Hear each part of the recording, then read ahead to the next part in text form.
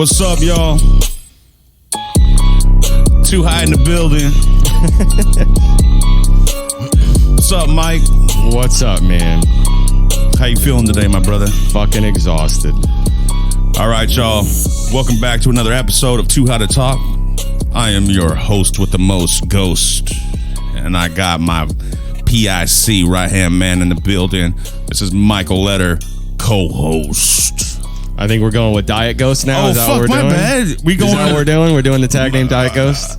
I think that's what the fans landed on was Diet Ghost. Was it? It was between Diet Ghost and Ghost Zero. That's what I'm talking about. And so we're going to go Ghost won out. Michael Diet Ghost Eder. And I would normally hoot and holler and jump and yell and shit, but we got to change the name of the show today, man. To what? Too fucking tired to talk. Yeah. And we were hobnobbing with the big wigs last night. You know what I'm saying? Last night. All right, man. Insane. So we got a very special episode today, man. We have two of my favorite human beings in the building today. We have Mr. George Walker. What's going on, guys? And we have Mr. AA Ron. What up? Aaron Watkins is in the building. Family to the show. You're both family to the show. Now? Yeah. This is you guys. So Absolutely. Honestly, you guys are two of my favorite people in the world. I know you're younger than I am, and I know that I'm cuter than you are. A little bit. But the thing is I really look up to you, man.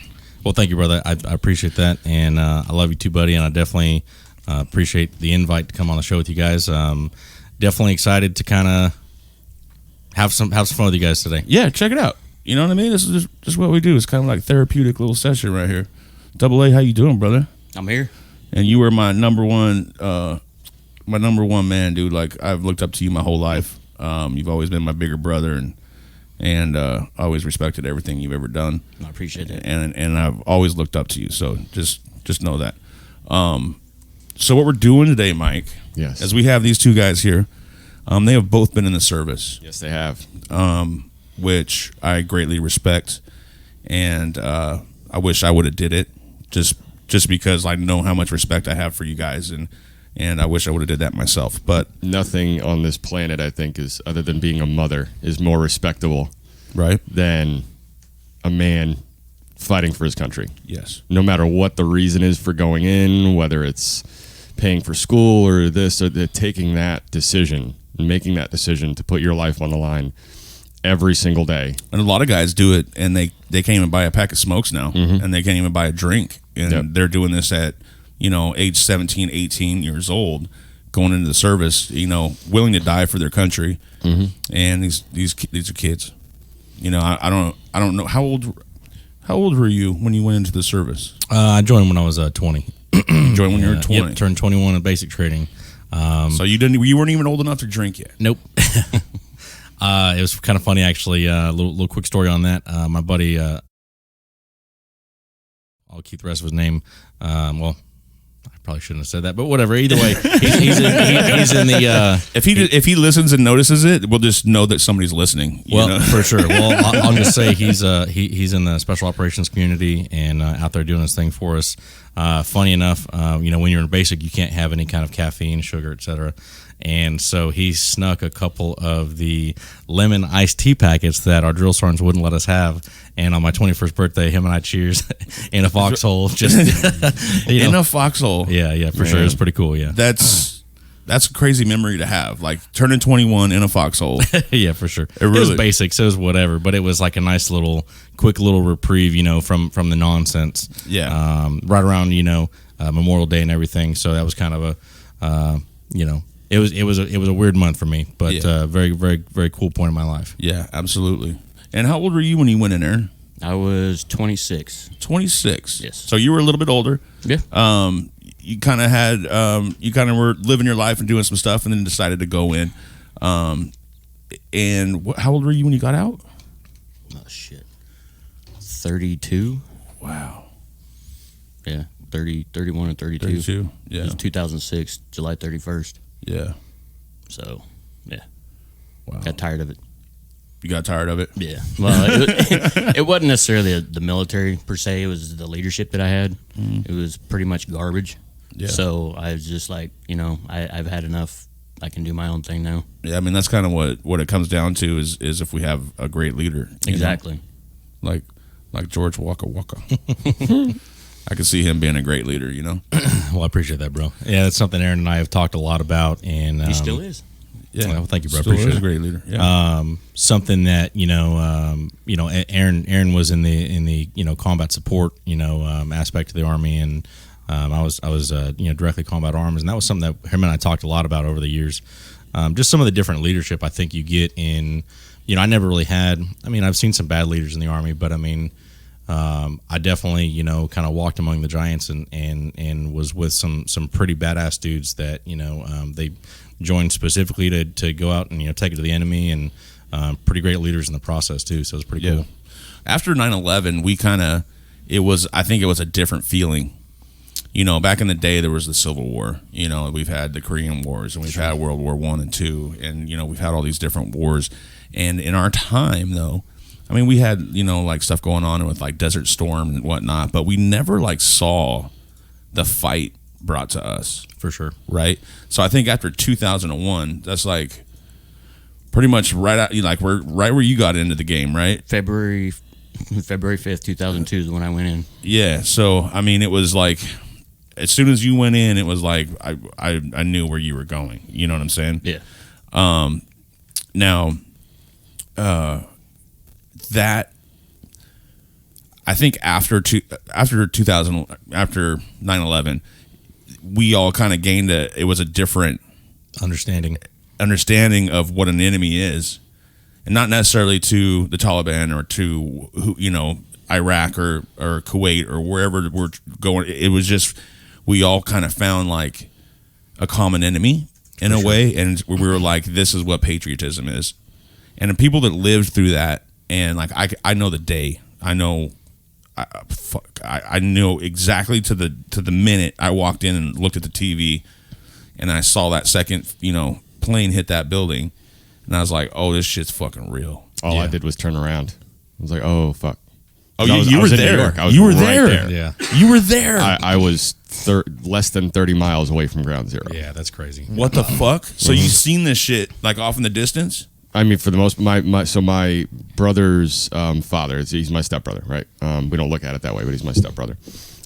His father was the, he worked with, what did he do for work? He actually used to be the captain of John F. Kennedy's yacht. So John F. Kennedy's yacht, the Honey Fitz. He was in the Navy. Oh, wow. He spent a lot of time in service. He ended up, Bay Constable. He was the Bay Constable in Long Island, New York. So he retired, and his father owned a fishing station. Mm-hmm. So his father had passed away, so the fishing station got left to him. So he was literally just enjoying retirement, out sitting on the dock, right, at whatever time in the morning, probably having a beer. You're fucking retired. Enjoy it, right? Especially a veteran. Go ahead. Enjoy the beer, right? You're retired. You did all this work. You did all this shit. Go for it. Yep. And he literally is sitting there smoking a cigarette and watches the tout. You could see it straight across from where he was sitting. That's crazy. Like, we went to the fishing station later that week once some of the insanity died down, because what a lot of people don't realize is there was a lot of different areas outside of New York that were on complete fucking lockdown.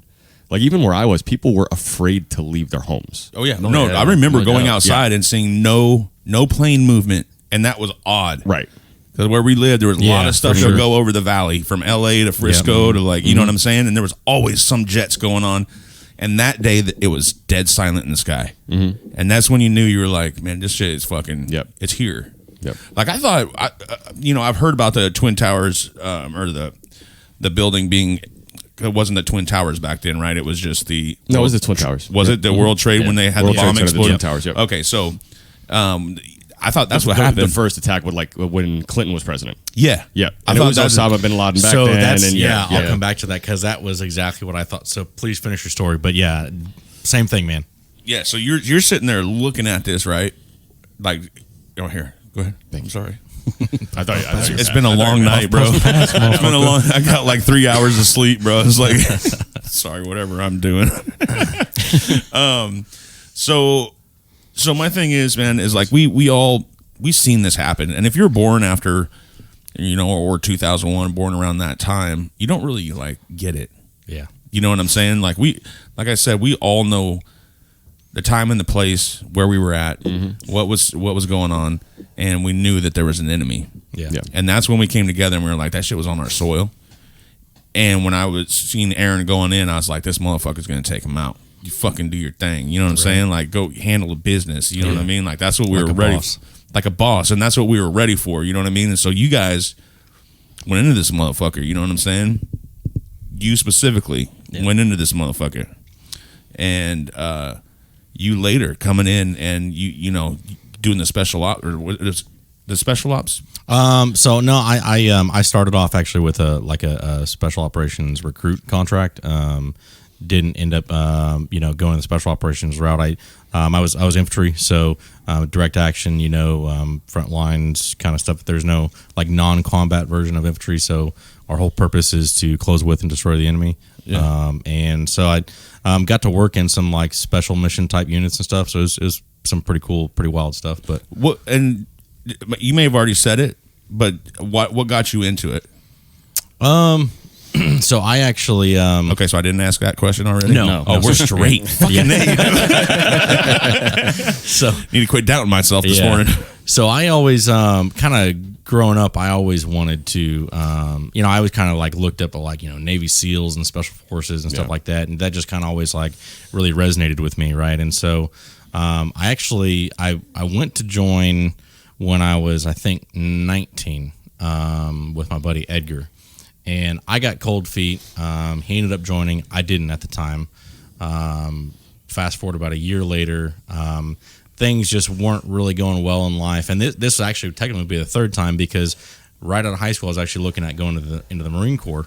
And my buddy Greg got me to sit down with a UTI recruiter, the automotive stuff, right? And so I was always into like guns and cars, right? Yeah. Still into this. Oh, thing. yeah. So got an UTI recruiter to come over, and man, I thought I was going to be like building NASCAR engines like tomorrow. So I was like, yeah, let's do it. yeah. So exactly. Yeah. So that didn't quite pan out. It's really expensive. I really couldn't afford it. I don't come from any kind of money or anything. And so it got to where I couldn't really continue going to school and had to kind of drop out, and just work. Right. And so, at the time, this was around, when the economy really sucked in California. I remember paying, $5 a gallon for gas. So did you just say you dropped out? Of UTI. Okay. Okay. Right. So again, I'm getting back to the military story. There's basically like 3 different events where the first time I was looking at joining right out of high school, decided to go UTI. Okay? Gotcha. When I was 19, I went to a recruiter's office with my buddy Eder. My parents wanted me to do the Air Force thing. And I wanted to do something else. I just, like I said, I got cold feet, so I didn't join when Eder joined. I think it's about maybe 6-8 months later, maybe a year later. I ended up going back to the same recruiter's office, took the ASVAB and everything, and my parents, basically made me promise that I wouldn't join the infantry, right? And so, cool. Well, do something with computers. Yeah, exactly. Long distance. Yeah. And that's we love it that you're doing it. Exactly. We love it. It's awesome, but stay that's off the front line. Exactly. I wanted to be in it, right? So, but you're a warrior by instinct, I think. I kind of think you are. I mean, you're just one of those guys. You're just one of those guys. Well, I appreciate that. I think your soul is a warrior. You know. Thank you. And it kind of, it's always what I wanted to do, right? Mm-hmm. And so I guess you're probably right. It kind of makes sense. So I told the recruiter that I wanted to do something that was different from the civilian world that I can never do in the civilian world, right? And so I tested really high, and he was like, well, have you ever thought about special forces? And I was like, yeah, oh, dude. So what? So exactly. So I joined with a 18 X-ray special forces recruit contract, and like I said, some things happened that didn't pan out for me, but the fallback MOS, which I was still cool with, was 11 Bravo, which is infantry. And so no matter what, I was, the whole intent was to, to go to war and be a warrior, right? So, so that's kind of how that materialized for me. But it's funny you talking about the World Trade Center. I wanted to get back to that, if you don't mind. Absolutely. You mentioned that when you first saw it, you thought it was the first World Trade Center attack. Yeah. So I remember, I grew up on the other side of the country, Southern California. and every morning I'd wake up and I'd go wake my mom up, and then I'd start getting ready for school. Well, I was in 8th grade whenever, on September 1st, 2001. And so I walked into her room, and she would always fall asleep with the TV on, and the news was playing, and I just saw World Trade Center something and smoke, and I thought it was like the anniversary of or something like that, right? So I finished getting ready, get on the bus, go to school, pay no mind, right? And excuse me, I remember it was funny. I was in middle school, 7th and 8th grade.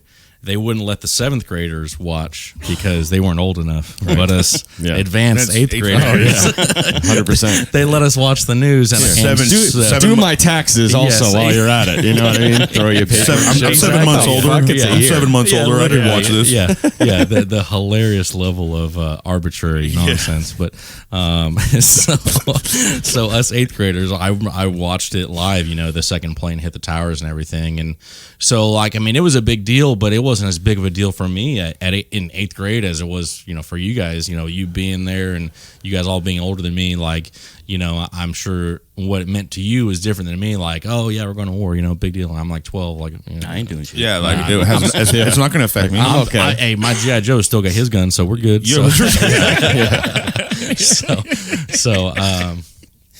like I said, it never really kind of, I guess, struck me or anything until I actually ended up joining, and then and I joined in. I was in the Army in 2009, and we were still fighting that war. Absolutely, and that's when things started to kind of it was like I retroactively realized and kind of reconciled some of the feelings I had when I was younger, starting to see, my platoon, they were called the Thundercocks, right? Because Third ID's mechanized infantry and armor units were doing the Thunder runs into Baghdad, and so my platoon used to be in a different battalion, just before I joined. As in chicken? Yes, the banner was a rooster that was strutting its stuff because it was the Thundercock that was given it to the enemy. That's right, I'm talking about. That's right. Hell yeah. Wonderful play on words, U.S. military. I love it. Yeah. So clever. Yeah. We are the fucking opposition motherfucking rapers. We're going to come in and fucking rape and pillage. Here we come. So you got in there. You basically are doing like special training. So you said that I'm talking to you before, because I don't want the listeners to think that, I already know the story, right? Sure. I want kind of everything to go along. So you were kind of like a Minuteman type of thing? Where, you guys would be stationed somewhere, and then all of a sudden you get these, coordinates and whatnot, and you run, Yeah, so my first deployment was to Iraq in 2009, from October 2009 to October 2010. And yes, I know. Dates us. I'm a youngin'. Yeah, I get it. Dates us. Tracking old man. Yeah. But I'm sorry that I wasn't a seaman sooner.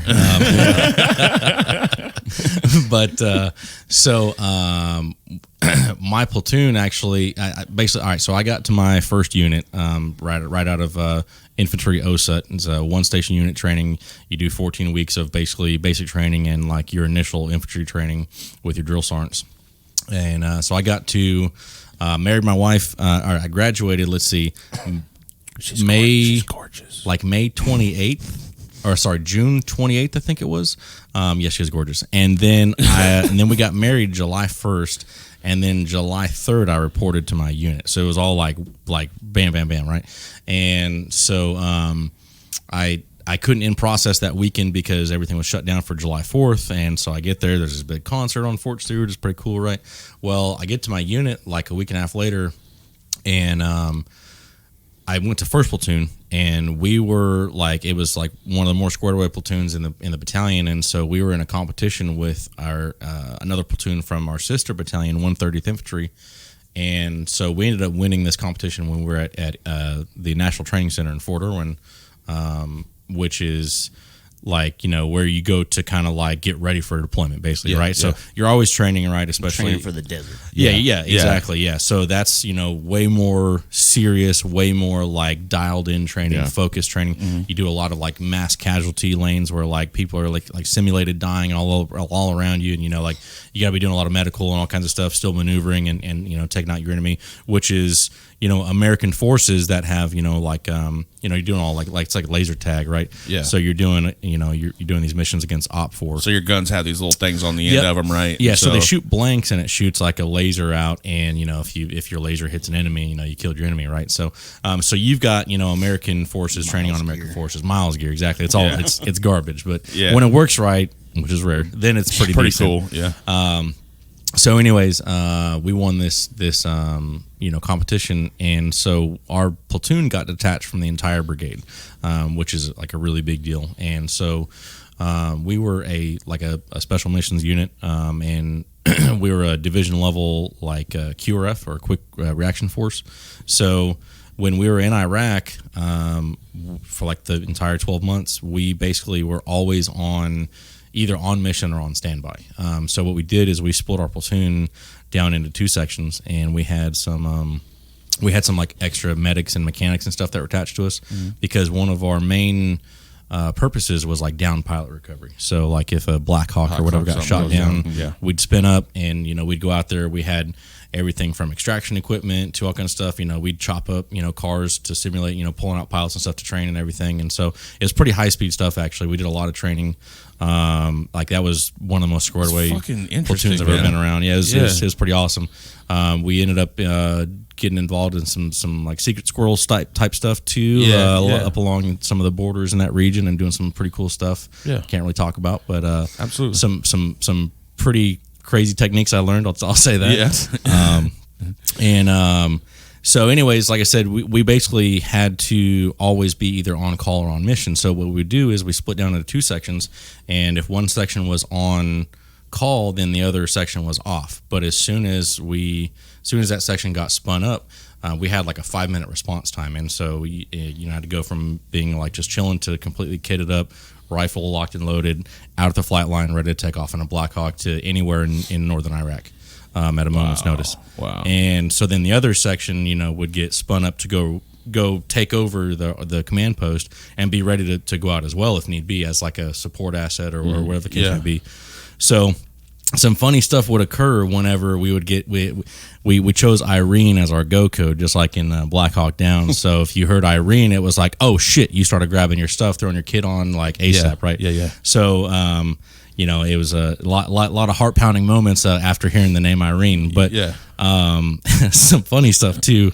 I told you a little bit earlier. Yeah, there's some funny shit going on. So my section had like just come off of like a 20, and we would work 24 on, 24 off if we didn't get sent out on a mission. Yeah. If one section got sent out, then again everybody was on duty like the whole time till the mission was over, right? Yeah. So one time my section had just come off. I think we'd been off for like an hour, just enough time to like shit and shower, right? Yeah. So just get a little bit comfortable. Yep. So the other platoon got spun up. I don't remember why, but they got spun up, and so we just hear Irene start to echo through our little area. So we all like shit. We're in like freaking just chilling, like shorts and jump in your boots, shorts and like whatever. So throw your boots on, freaking throw your uniform back on, grab your rifle. We kept all of our main kit and equipment and everything up at our CP. But so as we're running along, I just hear in the background, I'll try to fade it in, my dick. And we're like running along. My dick. It's getting louder. We're like, what the fuck? Bailey, what's wrong with you? I was fucking my pocket pussy and I didn't have time to wipe my dick off. I had warming gel in it. And I'm on fire. So here was the craziest part about that. From the time that we got to the CP, we had to do PCCs and PCIs, which are pre-combat checks and pre-combat inspections on all of our equipment. And we have like tons and tons of equipment, guns, radios. We had like a bag, an assault pack with like 2,000 rounds of linked 7.62. Got to go through and hand check every link, make sure it's good, make sure it's laid in right. So as you start shooting, it feeds. So it would take us like 20 minutes minimum to go through all that stuff before anybody could do anything. Like you better hold your turd in. You better do whatever it is. Like, yeah. Exactly. This is priority number 1. Period. Right. So for another like 20 minutes, by the time I think the burning went away, it was about time we were done. So he didn't really have any. He's like, 15 minutes in, it was a lot fucking worse than when it was going down. He was like, and then I came. Yeah.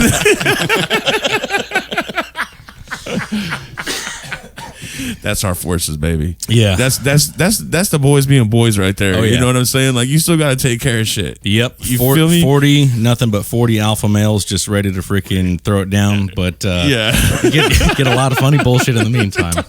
A lot of funny stories specifically about Bagley. I love you, Beagles. Yeah, right? That's like your boy. That's like, man, you fucking kept me fucking going. Yes. You know what I mean? So yes. He wasn't always laughing. But. Yeah, he wasn't always laughing. Doing a lot of push-ups. Yes. Absolutely. Hey, you remember that dick comment? Get down and give me fucking 800. So, Aaron, dude, like, I've known you from, I don't know, like, probably since I can remember. I would hope so. I think you were there around the time I was born. Yeah, I'm pretty sure I was. Around 82 or so, somewhere beginning of 82. But, we've had a lot of time to get to know each other. And, like, on Christmas Eve, it was, like, my favorite time of my whole life. Oh, yeah. And I don't want to make you cry right now because I know that like, special memories get you emotional. Yeah. But, my favorite memories of anything in my childhood, and I mean, you talk about Christmas and the presents or whatnot. My favorite thing was hanging out with you the night before. Yeah, because we used to hang out in the same room, so the parents could do their own thing, do their sneaky shit and put the presents out. Yeah. So they're always like, get in one room. Well, yeah. It was. I got we had these huge water beds back in the day. It was like, it must have been the thing to do is get a water bed. It was. Everybody in the house, especially in California, that was a thing. That was the thing, right? And so, like, I'm in the Pacific. Yeah, sleeping in Aaron room and watching movies. Like, I was, a kid watching Dazed and Confused, like shit like that, and I was just like, we're going to Aaron's room. Fuck yeah, we're going to Aaron's room, because I always looked up to my brother.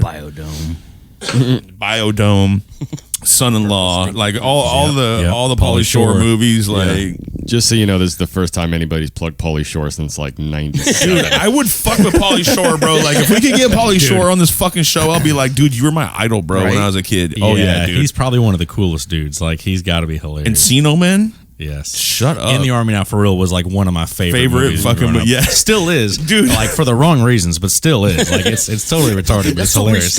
You're like, dude, I've seen shit like that in the service.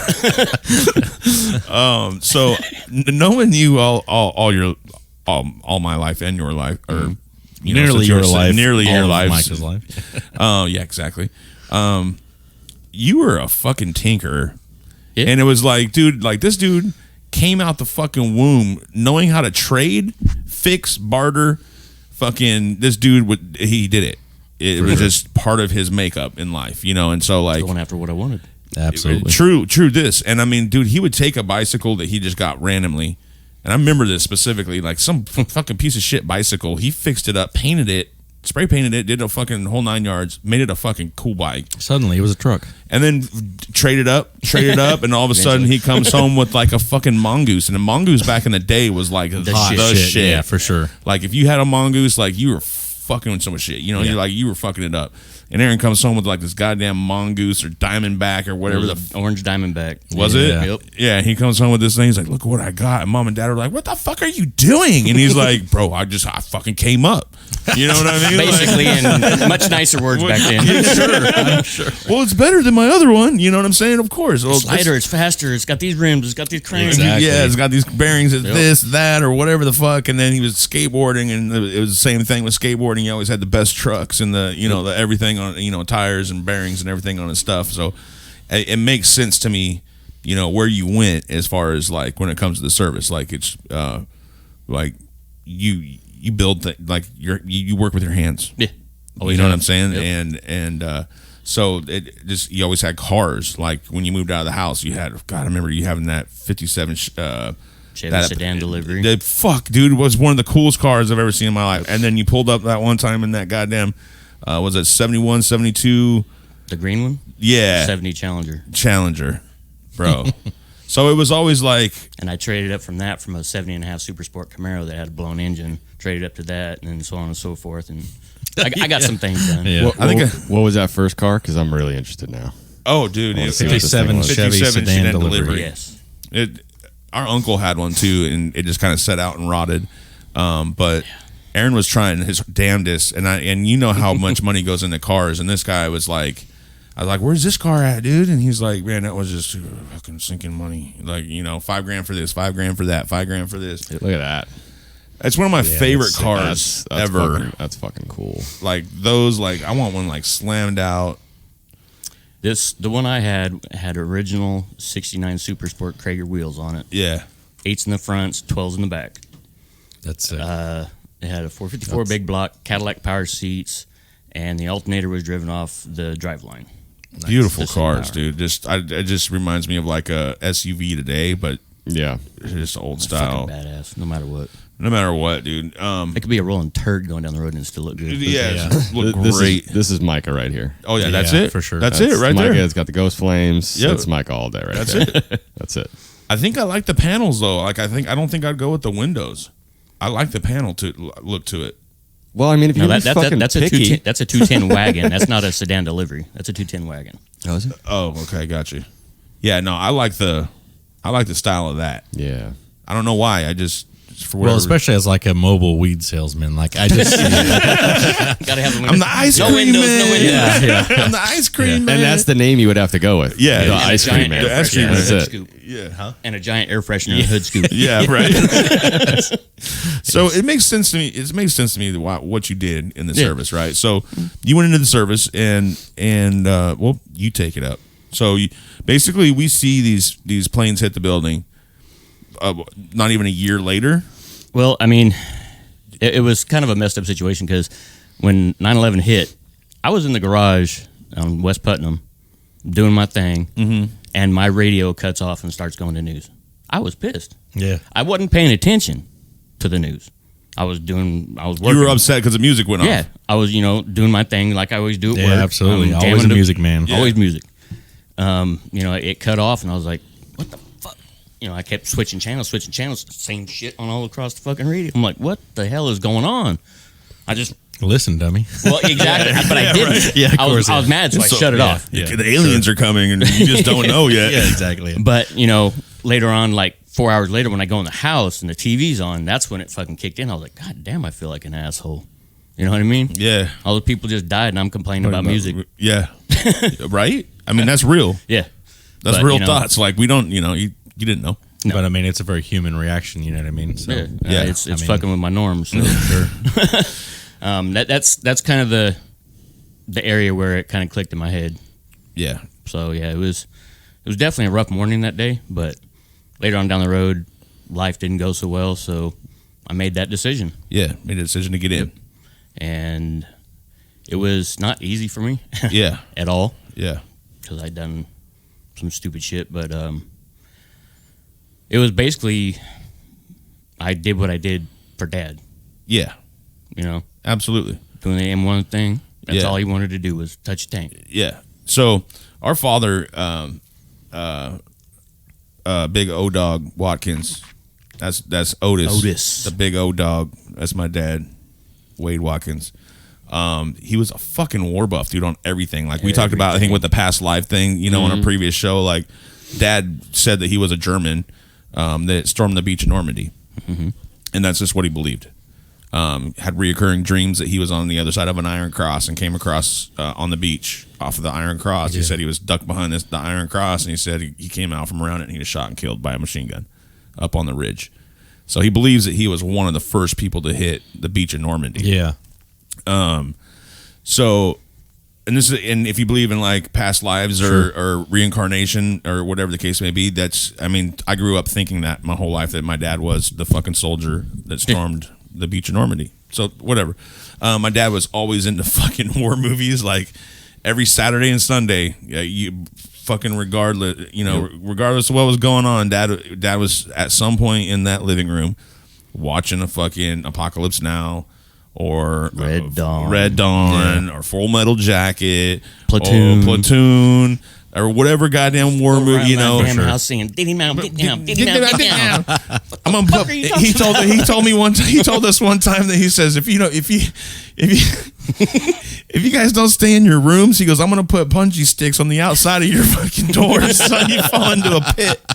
Like, this is what this dude just thought about, right? So it was, you know, I believed I was going to go into the military too. I wanted to do EOD, explosives, you know, for sure, ordnance disposal and stuff like that, and that's what I wanted to do. I just back in that time frame, I was fucked up too. I was into trying to make quick money and smoking my fucking brain away, so I didn't do it. For sure. And I was planning on going in with Aaron, to be quite honest with you. Like, I was like, maybe I should go that route. Yeah, for sure. And I just couldn't bring myself to doing it. I don't know. You know. I get it, man. I mean, you know, like I said, dude, I started to join in, and then I backed out. I mean, it's, you know, I'd went and taken like the pre-ASVAB and stuff. And, yeah. And then I, at least I think it was, I can't remember all the details, but I mean, like I said, I got cold feet, and I think it was like a year later, actually, I tried to get into the California Highway Patrol, and I forget what it was. I had like a ticket or some shit that they were like, try again in 6 months. And I was like, man, fuck these dudes. And went back to the recruiter and immediately signed up. Yeah. So, I mean, you know, it kind of took something to kind of galvanize me to get over that hump of, you know, like, I mean, it's a big commitment, dude, you know, I mean, especially honestly, knowing what I know now, I mean, it's like what I've done again, absolutely into the week, but it's like something that you don't even know what you're about to get yourself into. No, and mama ain't there. No, for sure. And I'm a fucking mama's boy. You know, I probably, you know, I had an umbilical cord probably attached till I was about 20 years old. At least. For sure. You know, at least 20 years. Well, I mean, when I left the house, mom kicked me out of the house. Kicked me out of the house. She told me, Dad's coming to get you. Yeah. You need to go now. Bye. Right? Okay. Well, I don't think there's any way anybody can set you up or give you enough information, especially at such a young age, right? For sure. Yeah. You know, 17, 18, 19, 20, trying to make that decision. I don't think it really matters the age. Yeah. It just, there's not no way for that shit. Yeah, for sure. So, getting back to it, our dad, totally fucking war buff. Yep. So we kind of grew up with it, and Dad was a huge tank, and he could sit down at the TV and watch a documentary on, you know, the History Channel or A&E or whatever, and just be like, oh, that's a howitzer, fucking blah blah blah blah, fucking of 1954. You could see because of the insignia on the side. Yeah, that's awesome. You know, so he was just that dude, right? Yeah, for sure. And what the fuck? However he knew all that shit, but so that's why you got into it. Yeah. You know what I'm saying? So that's why you chose to go that route. Yep. Was that nice? I took the ASVAB and I scored 100% on the fucking mechanical part. So Got to right, do. Yeah. What else? I know where I'm going. Well, yeah, I know what else am I going to do, right? Yep. So what are we talking about here? Yeah. Yeah, that was my best one too. It was like, join the Navy, be a nuclear submarine mechanic. How long are you down? 6 months at a time? No, thank you. Fuck that. You can go be a helicopter mechanic for, I think it was the Marines. I was like, no Marines, sorry. Or you can be an M1 mechanic for the Army. I was like, psst, I'll take that one right there. Yeah. Okay. M1, you say M1. That's kind of like, to anybody that's listening that doesn't know, that's just street slang, right? Or that's like that's Army, you know, that's Army, yeah, that's M1 blah blah blah. Yeah. So explain to us what an M1 is. Okay, in the military, it doesn't matter what branch. Well, not Air Force, that's for damn sure. But the M1A1 Abrams is the main battle tank for the United States Army. So there's been different Abrams before that, right? No. Oh, so that was the first Abrams. First one came out in 1978 and was designed as the XM1. Okay. To this date, it is still the most heavily armed and battle-ready tank in the world. I think they're on M1A3 these days. It's like M1 A1 SEP 3 or something like that. Oh, so it was kind of like upgrades. Yeah, so there's always evolutions. It was M1A1, M1A1 Delta, M1A2 SEP, M1A1 3 SEP 2. Gotcha. So and there's all it is. It's the same body, same engine, different transmission. Components. It's just more computerized. Yeah, for sure. So, like, I'll tell you my brief experience. spent about maybe 9 months or so as the gunner and then eventually the commander of a Bradley infantry fighting vehicle. Yeah. And so the guys that when I first got to my unit, they had ODS Brads, as we called them. And so they were from Operation Desert Storm. They had some upgrades from back. That's how old that was, right? We got the M2A3 Bradley. I want to say, I think it was definitely A3.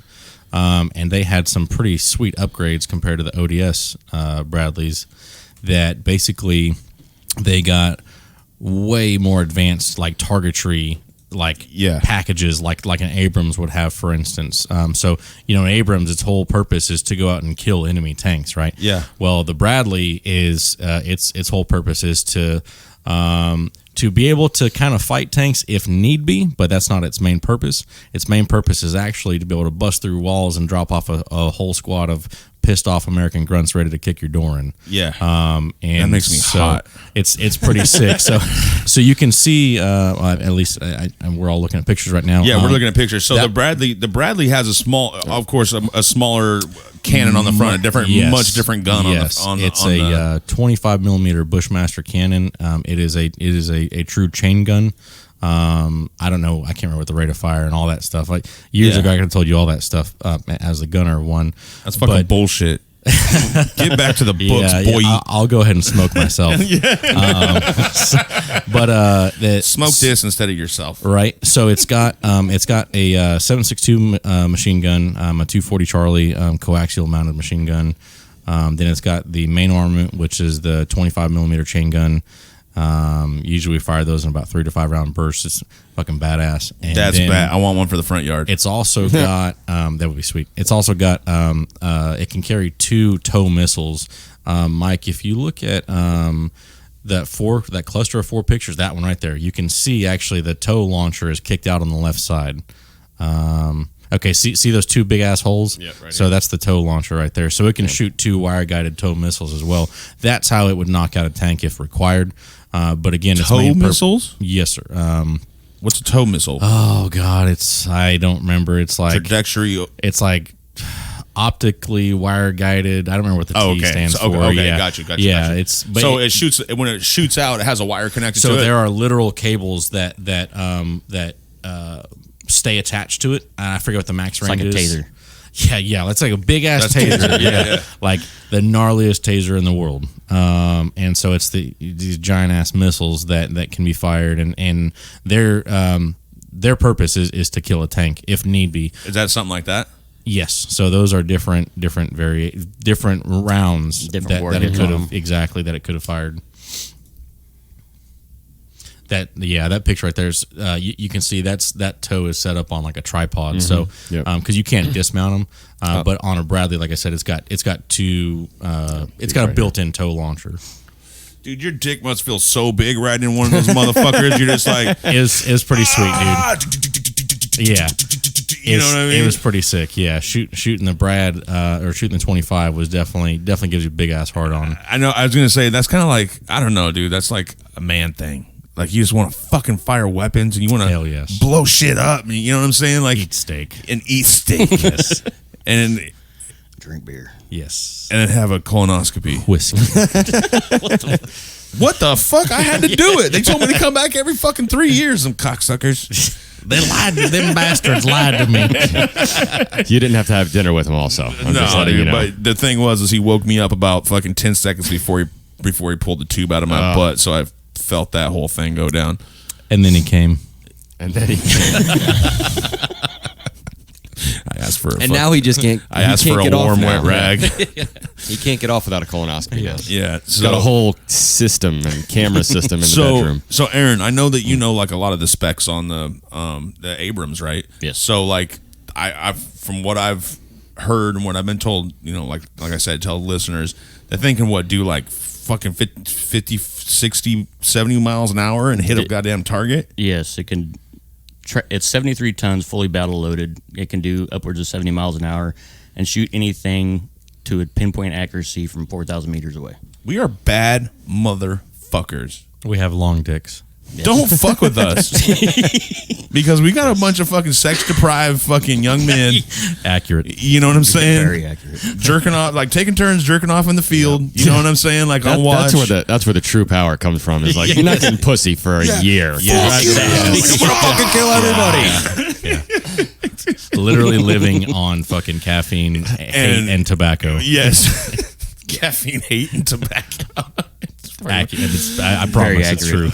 So this thing can travel how fast? Talking about the tank itself? Yeah. Upwards of 70 miles an hour. Holy fuck. A tank. So and that's governed because it will throw track. Okay, got you. So you can the track It's will only actually allow you to capable go of more. Yes. Yeah. Okay. It's crazy. So it's capable of more. Yes. Yeah. So Way more. From what I understand and some of the research that I did, those things have a jet engine in them? Yes. And that's what you worked on. Yes. It was either a General Dynamic or a Chrysler AGT 1500 turbine engine. Jesus. So what did you just say? Beep boop bop. Yeah. Beep boop bop beep. R2, It's a R2D2. 1500 horsepower, basically a can that's about this long, and I'm holding up 24 inches. To Yeah, Normally I do too. He really is, folks. like for real. Give him a call. Bang, bang, bang. No, the engine is literally only that long. I just didn't tell you that it's a dick, you know?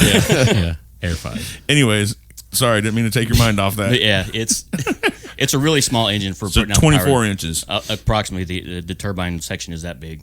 The rest Really? of it is intake and swirl cage to spin up the fire for the engine to shoot it out the exhaust to the transmission. Whoa, what the fuck? Yeah, it's all one pack. You just set it in there. Oh, no shit. Yeah. So say, okay, so like your job, like bunch Everything. bunch of tanks headed out, Mm-hmm. and they fucking like, Mr. Watkins, load up.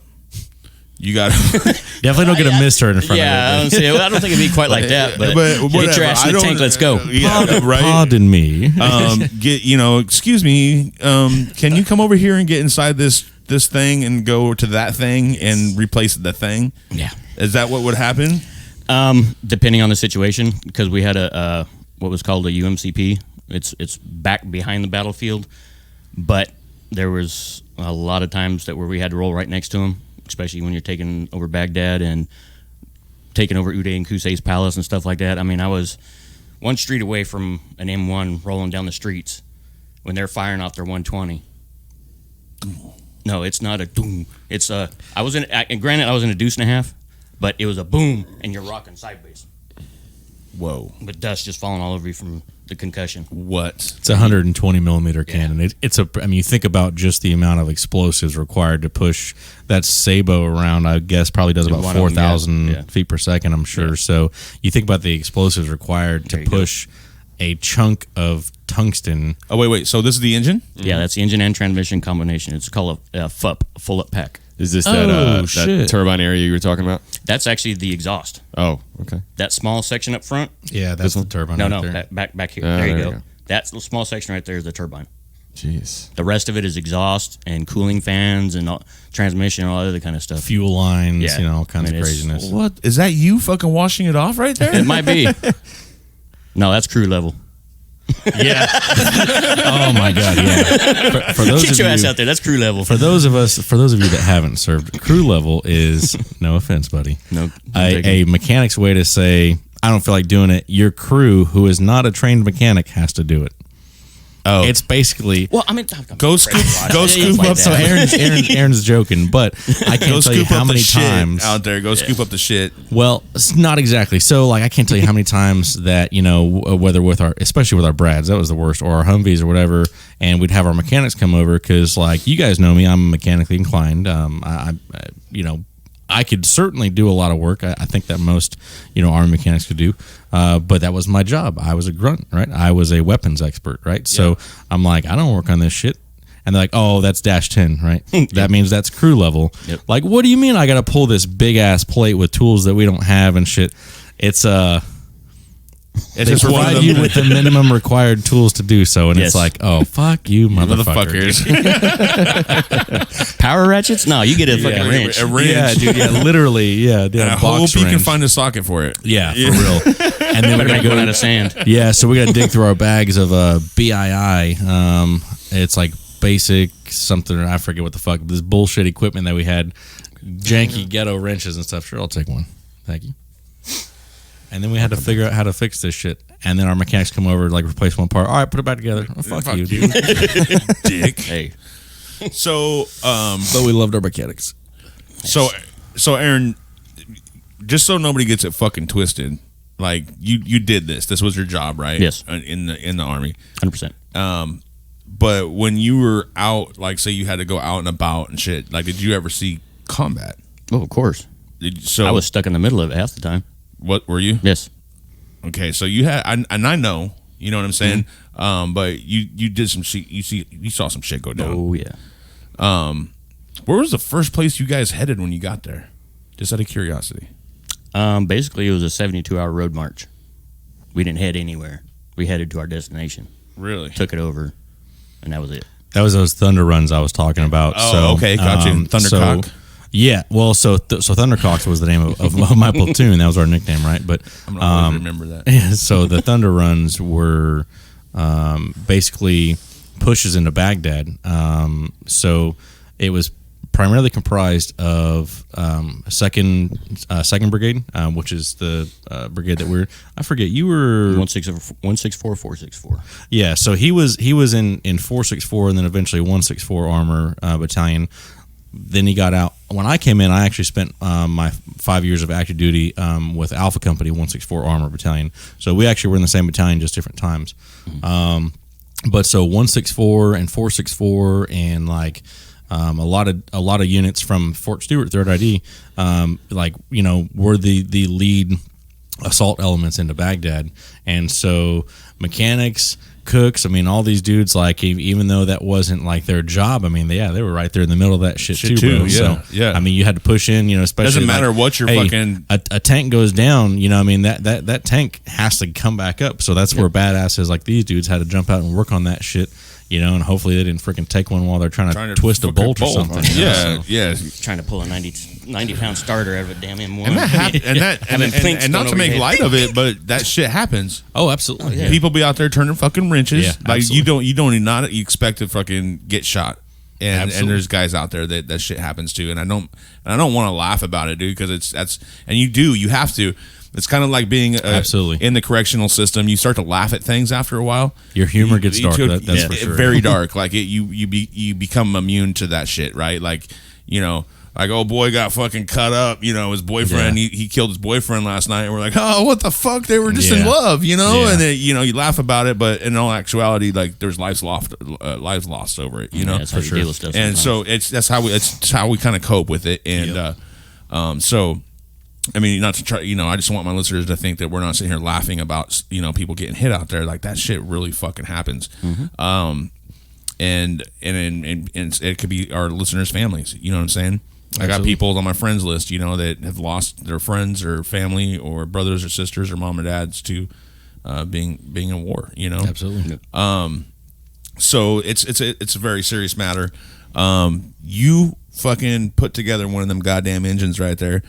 And if you people are at home or wanting to see what this is, you can look up the M1 Abrams, the turbine engine pack that goes into the M1 Abrams. These are bad motherfuckers.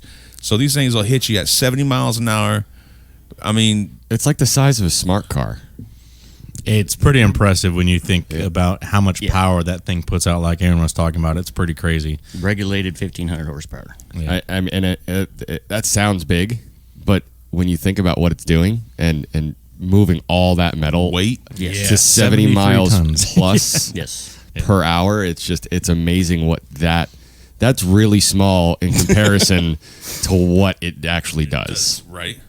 I mean, but there's no, and we're not even getting in. 'Cause I know there's more to it. There's a lot more systems on this thing. That's just one system on the tank. There's a lot more going on. There's some, from what I understand, there's some like top secret things that are on them tanks that normal people just don't know. Yeah, I think they've declassified that now. Have they? Yeah, because I mean, so many people know about it. Maybe not the newer systems, but the older systems definitely. Was it the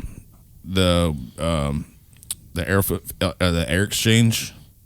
No, Anyway. that's classified, and there's going to be a Black Hawk. Oh, my God. Thanks. Dude, they're landing in the pond, and there's like 7 dudes jumping out the side of the helicopter. How many Navy times? SEALs jumping in the pond. How many times is the CIA going to raid this place? I shouldn't. That conspiracy theory episode started it all. Try to track right? my Yeah. IP address, bitch. It's a 192.8. 192.02.0020. Motherfuck. So, like I said, this is war is real. I mean, we're fighting in fucking places that we don't even think normal people on a normal day basis think about that we're even fucking fighting in. Like why we still got motherfuckers in Panama? Why we still got motherfuckers, South America? Why we got fucking motherfuckers, anywhere? We got a lot of things going on. We have embassies all over the world, and some of them there's still action and combat. We may not hear about it on the news, and we never will. But there's still things going on across this world, and there's still war every fucking day. We still have an opposition that don't like us. So that shit gets heavy, bro. Like, I mean, you guys are out there. You guys are fucking changing a goddamn thing out in the middle. Changing an engine out in the middle of a fucking field, and you're taking fire.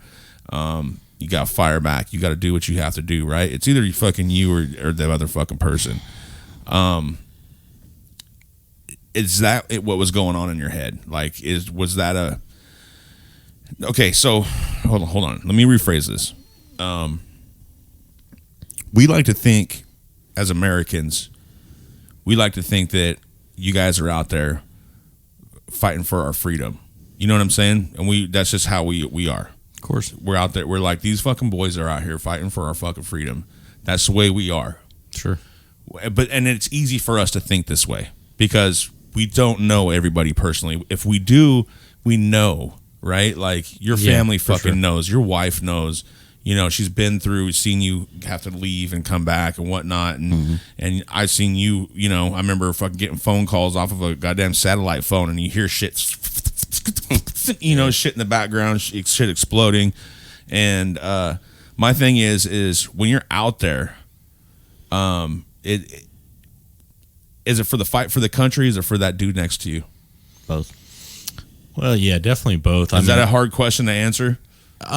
No, but definitely both. But I mean, I'll tell you from my perspective. I mean, I've done like I don't know how many hundreds of combat patrols and stuff. There is a degree in that capacity of monotony where, dude, you're just trying to get through the day. You know what I mean? It Almost becomes like a job. any other job. You know. And then come across a few markers of an or indicators of an IED. Then all of a sudden, maybe you tighten back up that sphincter. Kind of brings you back to reality. Yeah. But I mean, again, you're so focused though, and then that's how they break you. I mean, and one of the questions I was gonna ask is, what was basic like when you hit the fucking door?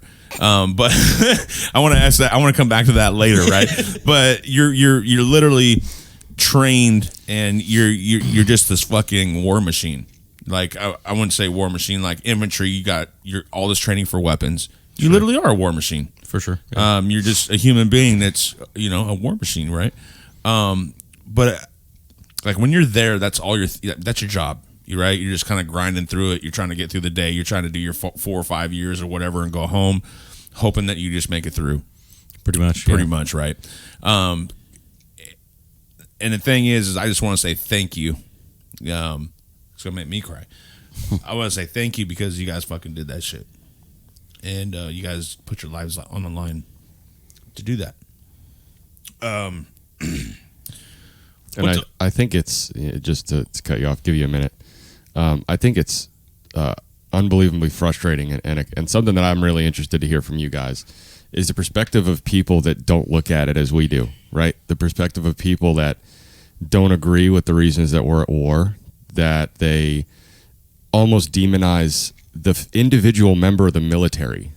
Mm-hmm. As if it's his decision or something. Yeah. As if it's your decision. And I know for me, not having been in the military, my uncle did tours in Vietnam, right? He was a Marine. I actually wanted to join the Marines. Then 9/11 hit. I'd actually just talked to a recruiter. And that was my whole thing is I wanted to be my uncle. I didn't have a father growing up. So for sure, my uncle is the greatest man I've ever known. And I thought if that's how he became such a great man, I wanna which be he that attributed a lot of it to it.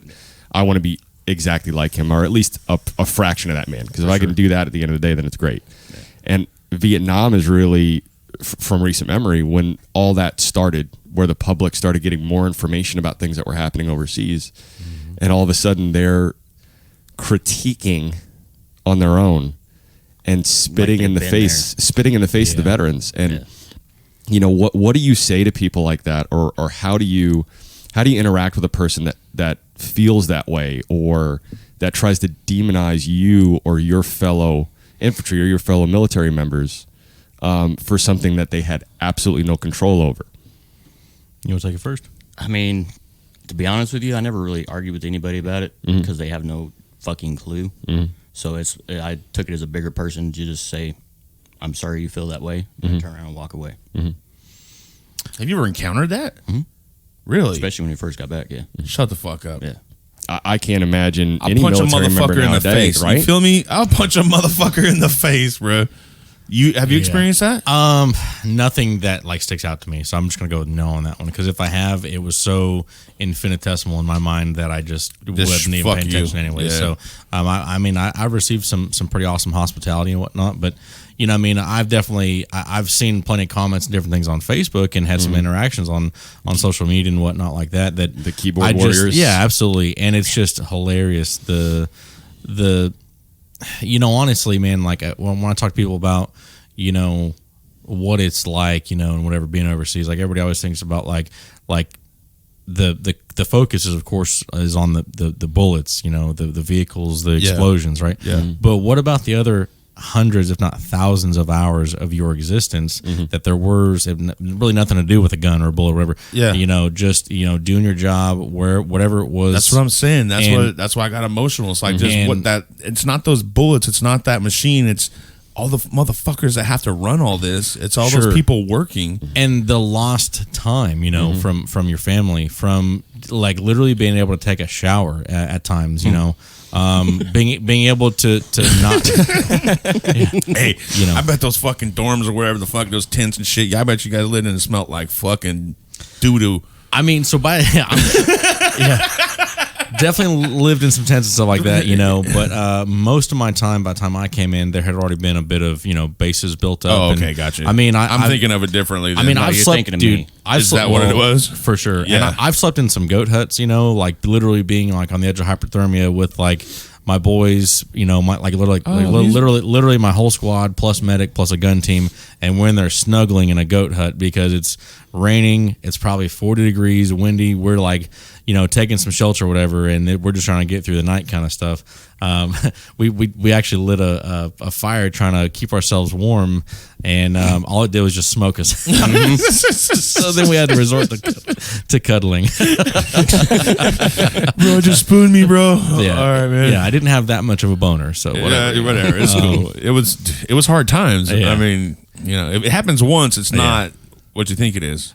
Yeah. But like in all seriousness, you know, like I said, there's just so much other stuff that like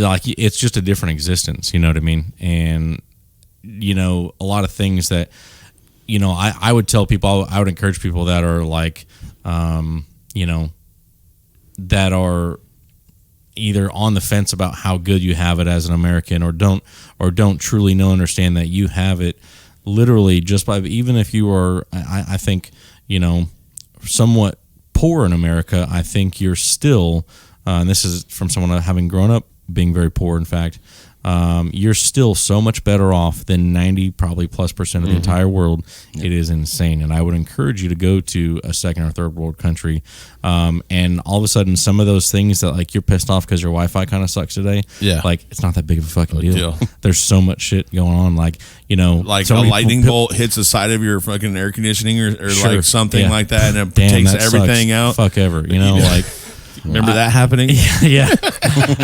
but like, whatever, right? We're Americans. We can make money. We have opportunities, you know. It fucking sucks, but guess what? We can fucking go down to Mickey D's and grab a fucking Absolutely. a Coca-Cola with a fucking black man, a fucking Mexican dude, Absolutely. and talk about how much we fucking hate Trump or love him Sure. or fucking hate Biden or fucking love him, Exactly. or about 3 transvestites that like to suck pee-pees. Exactly. And we can have do it freely. freedom of in every possible way, And in a lot of other countries, you get stoned for any of the comments that you just made. That absolutely, you just brought up. That's exactly why I said that, because in other countries you can't say that you hate your leader. No. You can't say that you're supreme leader. right? Yeah, supreme leader. Looking at you, China. Fuck That's yeah. exactly what I was thinking in my head as soon as you said that. But I think it's such an incredibly powerful statement to have, 2 veterans not only on the show, but talking about a huge takeaway for you guys was how great we have it here in the world. We don't see these other countries. Absolutely. We don't see, what do we focus on in America that's overseas? We focus on like shit from England. Like what is Prince Harry doing today? Like Yeah. who gives a Yeah. fuck, right? Yeah. Right. My buddy Harry is actually over in Afghanistan and Iraq, and And they got hit by Sacrificing his life. an IED last week. and this is the stupid shit we focus on. on. And you guys, a huge takeaway, if I'm hearing you guys correct, is how much different it is and how eye-opening that is, and how we take that for granted at such an alarming rate here. You learn a whole different respect for life. Absolutely. Whole different respect. Period. Yeah, when you came back, you were a lot more emotional. Yeah. It's a whole, and I'm not saying that lightly. Like when you came back, it was like a different respect for life. Yeah. Like we cherish every fucking day we have. Every meal is a feast. Every day is a celebration. Absolutely. Every day you wake up and you see those 3 girls, 4 girls, and the 4th one being very beautiful. Yes, my wife. Actually, all your girls are very beautiful. Thank you. You guys are one of my favorite families. I love you guys. Love you too, buddy. But I don't know where I was going with that. But you guys are every day you get to wake up and you see that, like when you guys come back, and I'm not just talking about you guys. Like I've met a lot of military people, and there is a different outlook. People that have done some type of deployment in another country or a third world country. It's a different. They know, and they've seen the things you guys have seen and the things you guys have gone through. And thinking it's just a job, like that's to me, it's kind of like, this shit happens every day. This on a daily basis. That people are just doing their jobs, and it could be the last job. You know what I'm saying? My thing is, man, there's a website out there. It's www.veteranscrisisline.net.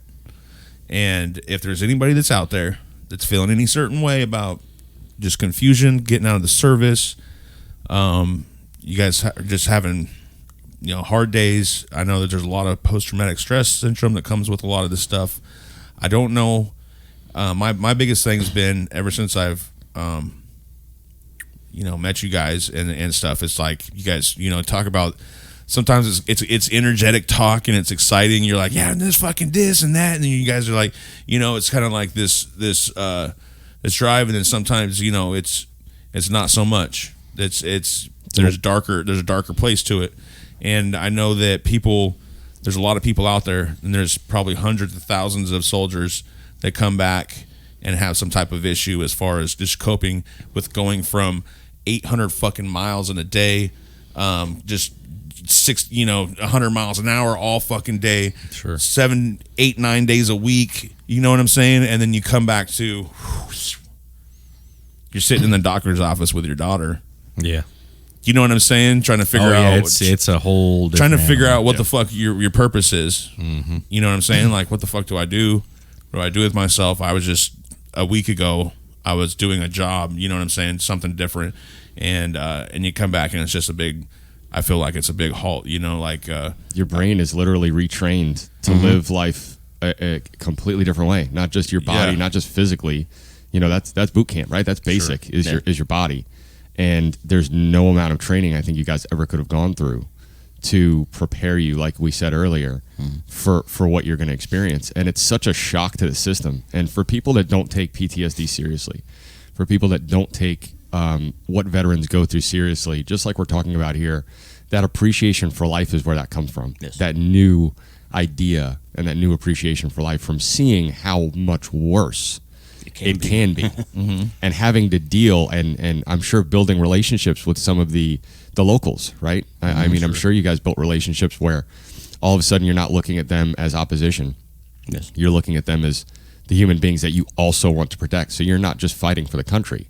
You're fighting for the good people in that area. Absolutely. And I think that's what so many people get wrong and why it's such an incensing situation. They have no clue. To hear people argue about that situation. And that's, there's always a conversation that I have with a veteran where they talk about the good memory, that one singular good memory that they had, that sticks out to them. That dick that has joke. nothing to do with military, right? You know, more of those, buddy. That wasn't no joke. That was real dick juice. One of those things.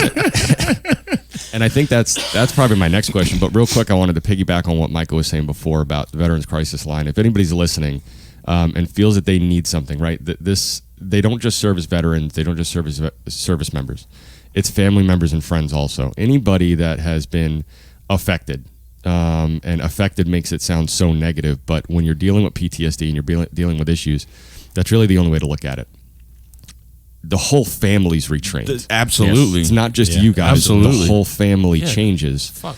You can call 1-800-273-8255. You can text 838-255 for an immediate response, or you can chat online if you wanted to as well. You can just go right there, click on the Veterans, chat button. veteranscrisisline.net, and you'll be able to get, at least somebody there that's going to understand a little bit, just a tiny little bit about what you're going through. Yeah. And sometimes that's really all you need. I'm looking at numbers here of veterans that it's too much, and they end up taking their own lives from PTSD, from the situations that they went through.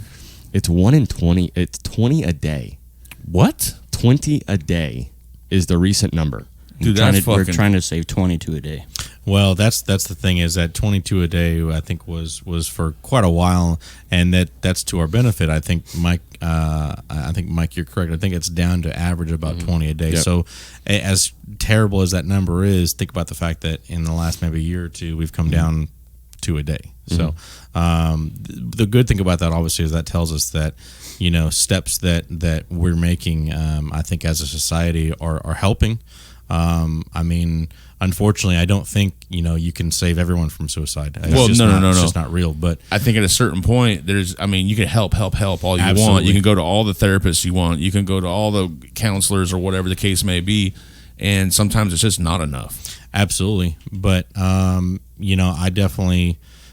I've seen, we were talking before the show, I've seen in the last several years a lot of different organizations pop up that are, strictly to the benefit of veterans, and it's pretty awesome, I think. Yeah, absolutely. Societally, we've really made some strides in the last, like I said, 5 or 10 years. So Absolutely. it's good to see it, and as terrible as 20 a day is, I'd rather see 20 a day than 22 a day, right? So, Yeah.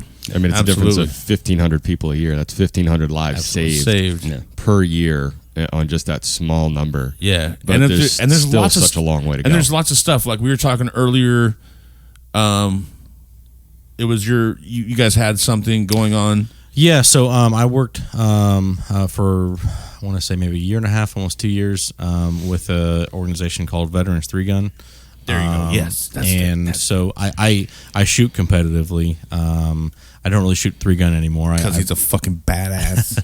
My main focuses these days are like defensive 2 gun, and I want to kind of focus more on what's called precision rifle series. It's like long range, like 1,000-yard, stuff like that. Yeah. But so Veterans 3 Gun Incorporated, while they were up, was a pretty awesome organization. I was actually the team captain of the Savannah Fort Stewart area Veterans 3 Gun team. I met Paul Van Oetsen.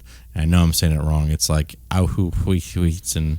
Love you, buddy. Aududsen or something Yeah, like that. I always just say Van Oetsen. Aududsen. He's like, we're going to call him Paul H. for the show. Yeah. So, but Word. yeah. Shout out to Paul. Yeah, so Paul is a good buddy of mine. I just saw him about a month ago or so ago up out of North Georgia. Yeah. He launched the organization after some of his personal experiences losing friends, losing fellow veterans to suicide, and also as he's talked about, kind of having a bout with a suicide attempt himself. I don't remember specific details, but I know it was like at the forefront of his thought process, and I think one of his buddies kind of was able to get through to him, and so he launched the org, and our whole purpose was to try to combat veteran suicide through the shooting sports and building some of that teamwork and camaraderie, and trying to get just literally just be boys again, right? Yeah, absolutely. And it's mostly combat arms, but it was open to literally any. We actually had some, I think, a Scottish veteran in the Scottish, or I forget, definitely some foreign some foreign service guys, Northern Europe. European. But anyway, so it was awesome. We literally they would give you a free shooting jersey that would you could either put to in honor of our fallen heroes, or like I actually had a couple made up. The first one was for Sergeant Jason Michael Swindle. He was one of my very best friends. We were godfathers to each other's children, and he was not supposed to deploy to Afghanistan. He was supposed to go to drill sergeant school, and then he ended up getting in trouble, and after we were already downrange for several months, and anyways, he ended up deploying late and went to a different company in our battalion, and I think he had been in country for like 9 days when an RPG struck his vehicle, and unfortunately he was killed in action. And so anyways, I've got one shirt that says I shoot in honor of Sergeant Jason M. Swindle. Shout out Swindle. And then R.I.P. My so after Jason passed, my other closest friend was Garrett Pardee, and Sergeant Garrett Pardee, and he eventually passed on as well, unfortunately, due to some demons after the military. And so that was especially hard. I mean, it was hard enough losing Jason overseas, but then Garrett and I became even closer. And the hardest part, I think, about losing him, other than just the constant conversations and love back and forth, was when I was up in Pennsylvania for his funeral, and people started coming up to me and saying, "You must be Walker." It was kind of crazy. Just how many people knew me because him and I were that close. The impression you left on him. For sure, and that was pretty awesome. But so anyways, that felt like he was in the room for a second, bro. That felt like he was in the room for a minute, bro. God, I don't usually choke up terribly easy, but that had me there. So anyways, like I said, it's real. This is real. Absolutely, yeah. This is fucking real. The cool thing, like I said, about Veterans 3 Gun, and there are some other organizations out there, I think like Mission 22 and some other similar stuff, where the main way that we, tried to help other vets was to get them out shooting, and then also we helped provide loaner gear, like if you had never, if you wanted to get into shooting competitions and whatnot. And so I met Paul actually at my very first ever shooting competition. I had meant to shoot, a match. And it was always one of those like, oh, I'll get to it later. It's a lot of money and I'm not good enough yet and whatever. And so anyone that's out there that's curious about the shooting sports, first off, you can hit me up on Facebook, George Walker. You'll see me shooting a pretty cool suppressed 224 Valkyrie. I've seen it. In my it's picture. a dope photo. Yeah, I've watched it. Photo. I've watched this motherfucker in action. And dude, like, first of all, what that story you just told me, I still have fucking tears in my eyes. Second thing is you're a bad motherfucker when it comes to shooting. Thank you, bro. Appreciate that. It's something I very much care about. But anyone that's curious about the shooting sports, I would encourage you, first off, hit me up if you want to. Second off, just get out and do it. Just fucking go. Just go. Just go. Don't worry about where you place. Just worry about being safe and having fun. And it is some of the most fun that I've ever had. I've gotten Aaron out to a couple matches with me, even with his gimpy knee, although it's a little better these days post surgery. But man, it's a blast. Brace and all, let's freaking roll for sure. And there's different shooting disciplines to where if you're not very mobile, I mean, and I've seen 90-year-old dudes come back behind me on a lane where I'm sprinting through it, pop, pop, pop, pop, pop, pop, pop, pop. 90-year-old guy come through on his turn and step, step, step, pop, pop, step, step, step. And guess what? He had fun, and we're big having ass fun. smile on his face, yeah, right? Big ass Yeah. smile. He's digging it. We're digging it. We're not remotely bothered by it. The shooting sports community is the most inclusive community I've ever been around. I've personally given out plenty of ammunition, and I've received ammunition on the free from other competitors that I had never met before, because I was like, damn, I'm having some ammo malfunctions. And they're like, hey, man, here you go. Here's a box of 9mm. I'm like, I don't have any cash on me. Oh, don't worry about it.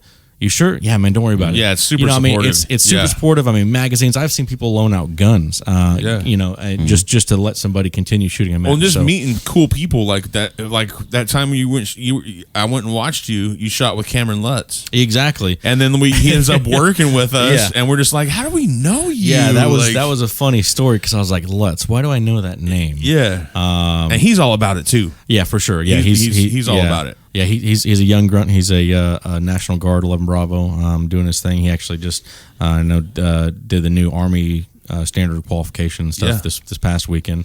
But it was funny that at that time, I think I'd hired him like a month before, and I'm like, when I was introducing, or when I was meeting him, I was like, why do I know the name? He was like, I don't know. And anyways, I hired him, right? Yeah, And we're sitting there talking. Something about guns came up, and I was like, wait a minute. It somehow we made the connection that we had shot together. He was like, oh, dude, I know you. And he brings Yes. up a video on his phone, and I'm the range officer for that stage while he was shooting. His Yes. friend was filming using his phone. Yeah. And I'm behind him, shooter ready, and all the stuff. yeah. It was You pretty were. crazy. I yeah. remember I was standing right behind you, Yeah. looking at this whole Yeah. thing go down. Nuts, yeah. And I remember definitely Cameron nuts. he's kind of like a linky guy. You know what I mean? I remember he had on his little, he had this belt and everything on, and he had his, ammo and everything. He's like pop, pop going through it. And so when I'd seen him at work, I was like, man, I feel Yeah, it like looks I familiar. feel, well, and the thing is, I felt like I knew him. Yeah. Like I felt like I'd already Didn't know why. Didn't know why. I don't know, man. Just super cool cat. But he is totally into all that stuff too, Yeah, man. for He is and just the people that you meet are fantastic. And like you said, they'll give you the shirts off their back. Absolutely. And just genuinely good people. Yeah, go out there and get bit up by mosquitoes if you're here in the South. I'm telling For you, sure, summertime's brutal. Well, right now it's a perfect time to get Gorgeous, out and shoot bro. matches. Oh, God. Actually, 17 South is hosting I think it's a 2-gun match Saturday, Really? December 5th. So I haven't shot a 2-gun match in a while. I'm probably going to get out and shoot it. I would encourage you guys to join if possible. Yeah, definitely. But again, anyone can't do looking that. You know at me. the shooting sports, just get out and do it, bro. Just get out and do it. I know I need Just get out and do it. I'm just going to do it. Just do it. I mean, it sounds to me, just the way you're describing it, is it's almost like it can be a very therapeutic transitional thing for Absolutely. especially members that are just getting back. Absolutely, and that was something that I definitely found. I'm not a religious person by any means, but I try to go to church every Sunday, right? And my Yeah. church is my range. Yeah.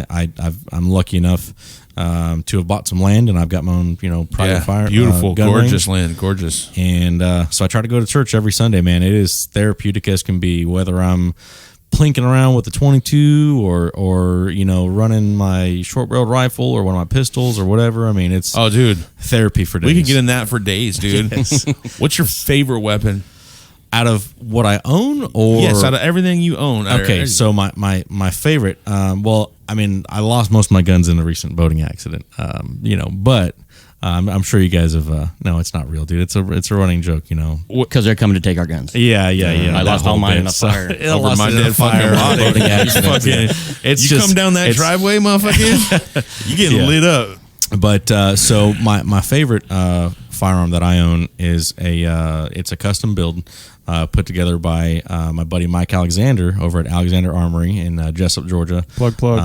Yeah. Oh, yes. He Yes, is. yes. He is awesome. He actually now builds suppressors, complete rifles, custom rifles, Quiet pistols. mics, right? So he's not doing suppressors under Quiet Mics. He is doing it under Alexander Armory. Okay. Pretty awesome pictures on his Facebook.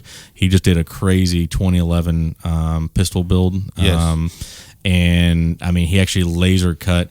I think the laser engraving machine took over 10 hours of runtime to actually laser cut, not just engrave his logo, but actually cut it out of the grip. So you can look through it, and then when you place in one of the shiny stainless steel magazines, you see it like reflect his logo. Oh, It's that's cool. super badass. Wow, that's dope. Alexander Armory, check it out. It's Oh my badass. god, dude! This dude's a fucking beast, dude. When it comes to weapons, this dude is fucking phenomenal. Yeah, I don't for sure. really this AR I have in the corner that you turned me on to, Mike.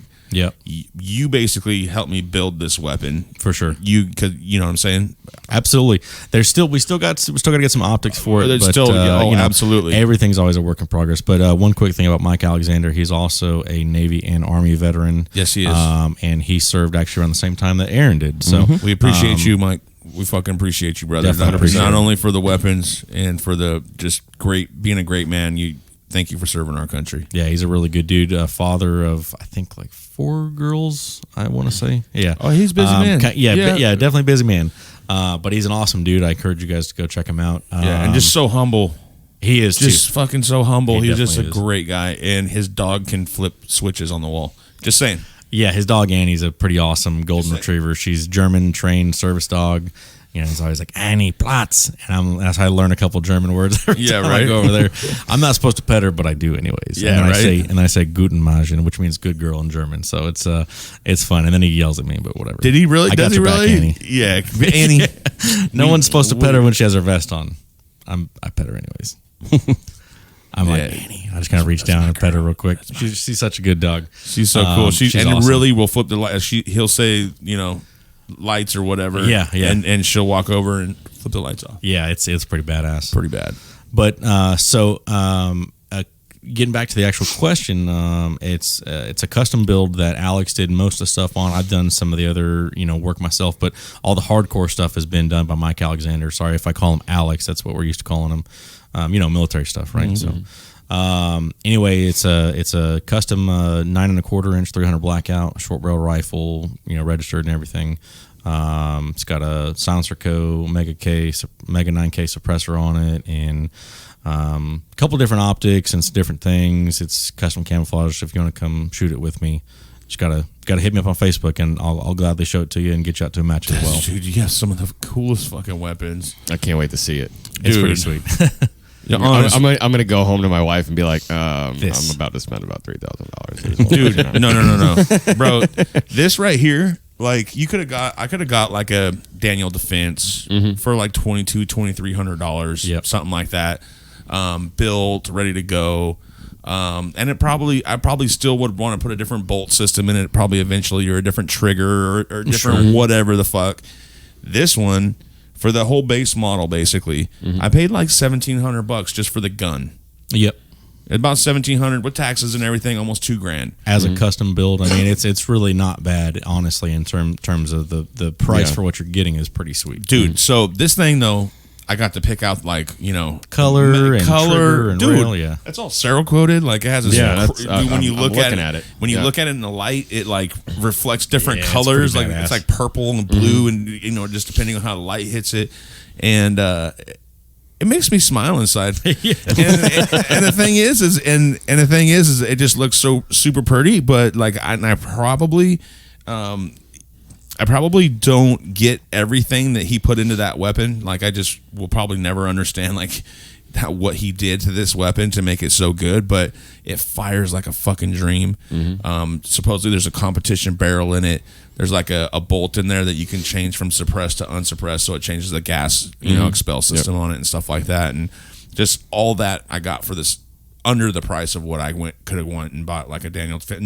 I'm not hating on Daniel Defense or anything like that. I'm just using that as an example. Sure. For any type of Colt or whatever the case may be. And you got to support a veteran, which is pretty badass. Fucking dude. And buying local, you helped a family put probably a week's or 2 weeks worth of meals on their table, Dude. which is pretty badass. And you know what? Like, and he'll probably if shit ever hits the fan. Dude, why is my ear ringing?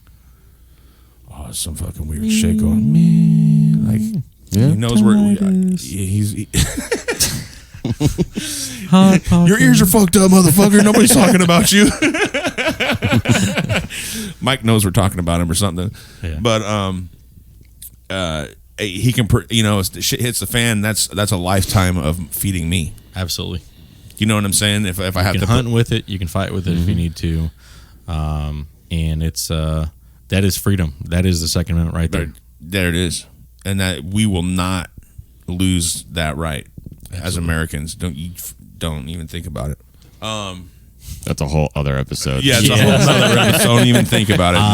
I'm gonna go ahead and self-invite for that one. Yeah, yeah, exactly. That's actually a great idea. We really absolutely 100% should have, and maybe if Mr. Alexander would like to come on as well. I'll talk to him. Shit. I'll talk to him. That'd be great. See if he'd want to get out. I mean, I'm sure he wouldn't mind dropping a couple plugs and dropping a couple plugs, for bringing sure, a couple toys just to show off or absolutely just cool things this that he has. This is all portable. We might be able to do that at the ranch. I would be glad to host. Yeah. Actually, I'd be way glad to host a little shooting and whatnot session like a little as well. podcast. Yeah, type. Yeah. 100%. What we can do is we can do break it up. We can do like an hour, do all our just talking and talk about weapons and whatnot, and then just go shooting, and then come back and talk about And do a little after, man, that was awesome. That'll be the first video for YouTube. Yeah, right. I'd definitely be game with that. Yeah, for hey, sure. you guys all heard it. Just come together right now. Look at that. Right on the podcast. And that's how easy the next episode is. The next episode. So we're probably about a month, maybe not quite a month, but we're probably a month out. Well, Christmas and all that. We're probably looking, a month out. Yeah, I'm game now, and again, this is a perfect time of season to get out and play around for a few hours. It's not hot, so I'm game. No, Mike's definitely awesome, man. He might bring out some full autos. He has one or two. Yeah, we had a pretty badass Dude, can you imagine? shoot. I'd never done a little that. machine gun shoot a couple years ago. I know. I saw videos, and I was just like, I'm so jelly sickle. You caught that video. Jelly sickle. No, you don't know, dude. I left a message on this dude's phone the other day. Oh my god, dude. I'll play it for you guys after. All right. We definitely will get canceled. And I say canceled, but like he pays to be able to do this. Yeah. So the fact that they would shut us down after that's how fucking Like bad we it know, is. we know you paid, yeah. and no more. It was hilarious. It was 2 minutes long, and it was very well thought out. That's all I can say. Very well thought out. But you had brought up Mission 22 before. To jump back on that top. Well, Aaron, real quick, your favorite weapon? I only have 3 weapons right now. You don't ever give the number out, bro. That's That true. you guys know about. Yeah, that you know about. Yeah. I only have Let 3 alone weapons knives that and aren't stash- buried below Yes. ground in case it hits the fan. They're buried in the dirt and plastic. I think my favorite weapon was the one I bought from George, the one he personally built. It was the AR-10. Yeah, that motherfucker is sweet. Loud as It's a shit, sweetie, but yeah. it's nice. Look at his disappointment in his face. Well, that's only because the suppressor didn't go with it. Otherwise, it wouldn't be so loud. But I mean, that's one. It actually stays in my gun safe, so it's not like I couldn't still shoot if I wanted to. Yeah. But I'm not gonna lie, I do miss it. So Yeah. I don't abuse it just because it's in my safe. But I mean, I totally shoot. I still take it out. Just make sure I don't scratch it. Yeah. That's why all the ammo's at my house. Exactly. Yeah. Oh, he's got it. Yeah. And he forgets that I reload his ammo. Probably about that other stuff too. So. No, you're right. You're right. So, talking about the Mission 22. Yes. Yeah. Just to get a little bit more about it, and I think I'm picking up just based off what you guys were talking about before. We went from 22 veterans per day that take their life down to 20. And I'm assuming that Mission 22 is kind of a staple on that. Am I correct in making that statement? Yes. And I love their tagline, when their tour is over, our mission begins. And this is another service and strongly recommended by listeners, those of you that haven't been in the military, but you want to do something to help others. You want to do something to help the veterans. This looks like a phenomenal support system, right? Phenomenal support group that's going to help our veterans out. Go on and donate. Right? If everybody goes on, donates a little bit of money to help these kinds of systems going. You were talking about the... Veterans 3 Gun actually, unfortunately, had to close their doors earlier this Right. year because we just didn't have the funding. You know, I mean, it's... I know Paul himself went several $1,000s in the negative, doing his thing, and it got to a point where just couldn't sustain it anymore. So you're absolutely right, Mike. I mean, any funding, anything you guys are willing to any one of these, organizations is just going to help. Anything. If you get $5 a month, $10 For sure. a Well, I month, mean, whatever the case may be. Even with like 22 a day, I bought some of their products, and that actually goes to the donation to families that have fallen veterans. Exactly. That- Oh, wait. and they actually they make plaques for the family from what you donate in memory of their fallen soldier. Oh, really? Yeah. Yep. Okay, so I'm not. It's not like a monthly type thing. Like, is there items that you can? I mean, buy? you can, but there's T-shirts. I mean, Shop to support. I mean, so you have a bunch I'm of different actually items gonna here. buy something from them today, And just to then make sure. Mission 22 merchandise. So merchandise they make. that's where I got our shirts from. Yeah, for sure. Yeah. That's awesome. Dude, that's what's needed, bro. I mean, these fucking guys are out there all fucking days at a time. Yeah. Yep. Doing crazy shit, and when they come back, they need something to like decompress. You know what's amazing to me though, and as great as this is that they sell this merchandise, one to get their name out more, right? It's called merchandise for a reason. It's merchandising. It's additional merchandising to help support the cause. But it's amazing to me that organizations and companies need to have merchandise to get people to support. It's going to be one of the biggest sellers. Yeah. I mean, that's just incredible. Yeah, I think I'm picking up on your point, though. It's actually a little bit sad. Yeah, that an organization like that needs to sell stuff in order to stay around. I mean, it's a bit of. I'm not trying to be a bummer here, but I think that's kind of where you're going with that. Yeah, 100%. You know, it's so. Like I'll tell you guys with the Veterans 3 Gun thing, what we tried to do was if we could get people to make a monthly contribution of $5 or $10 or whatever they could do, and for a while I was doing $20 a month, and if I had like a nice paycheck, I'd do like $50, $100, whatever, right?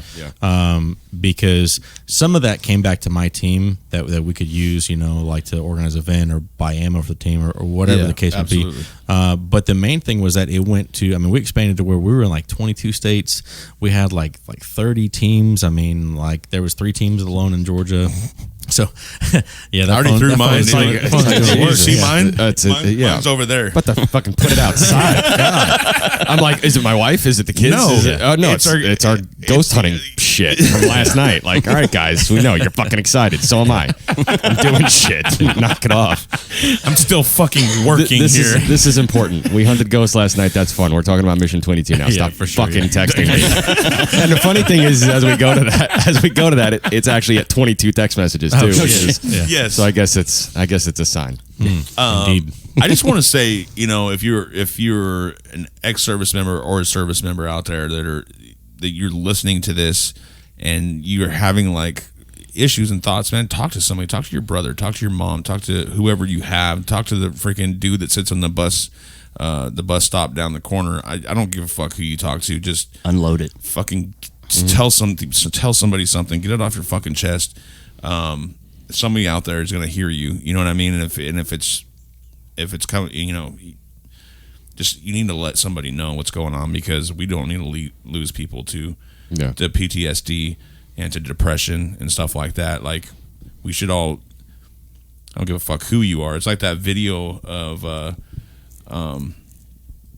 Five Finger Death Punch. Where. They're all in the service together, and they're getting a gunfight. Yeah, gone away. Yeah, that's a sad one. Yeah, and then his buddy's there. He's the homeless man sitting on the side of the corner. And that was his platoon buddy. You know what I mean? And he's just like, get up, let's go, let's fucking, we're gonna do this together. Like, fuck anybody that, if you ever fucking turn down somebody that's a service member that just wants to talk, fucking, you're a fucking scum. You need to talk to these people, get some help. You know what I'm saying? If you are one of these type of people that need help, get the help. 1-800-273-8255. This is the Veterans Crisis Line.net. Check them out online. There's a bunch of different stuff you can do. You can text them at 838-255. You can call them, like I said, at the number 1-800-273-8255. Chat with them right online. I mean, you can do it right there. If you also want to help support them, they have that type of option on there too. I just, you guys are, everybody out there that's ever served, to me, I don't care what happens. Life gets caught up. Come back and you get into drugs or whatever, man. There's always a way out. You can find help. You know what I mean? For sure. Like George said earlier, there's so much opportunity here. Yeah. And you guys realize how much opportunity there is, but it gets lost in the shuffle with coming back and getting forced back into civilian life.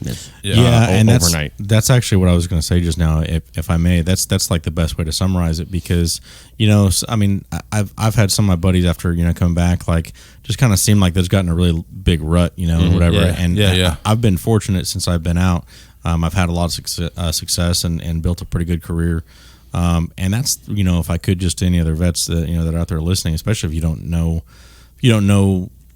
what to do with yourself or whatever, I would point out that even though some of your best memories may have been as a veteran, the best days aren't necessarily behind you, right? And I think a lot of guys, almost get like that high school football syndrome where like they feel like that was the best they ever were, and maybe in some ways, yeah, but man, you can absolutely be a husband, a wife, a good partner, a business partner, a gym partner, whatever, and develop new relationships and just keep moving forward and driving forward.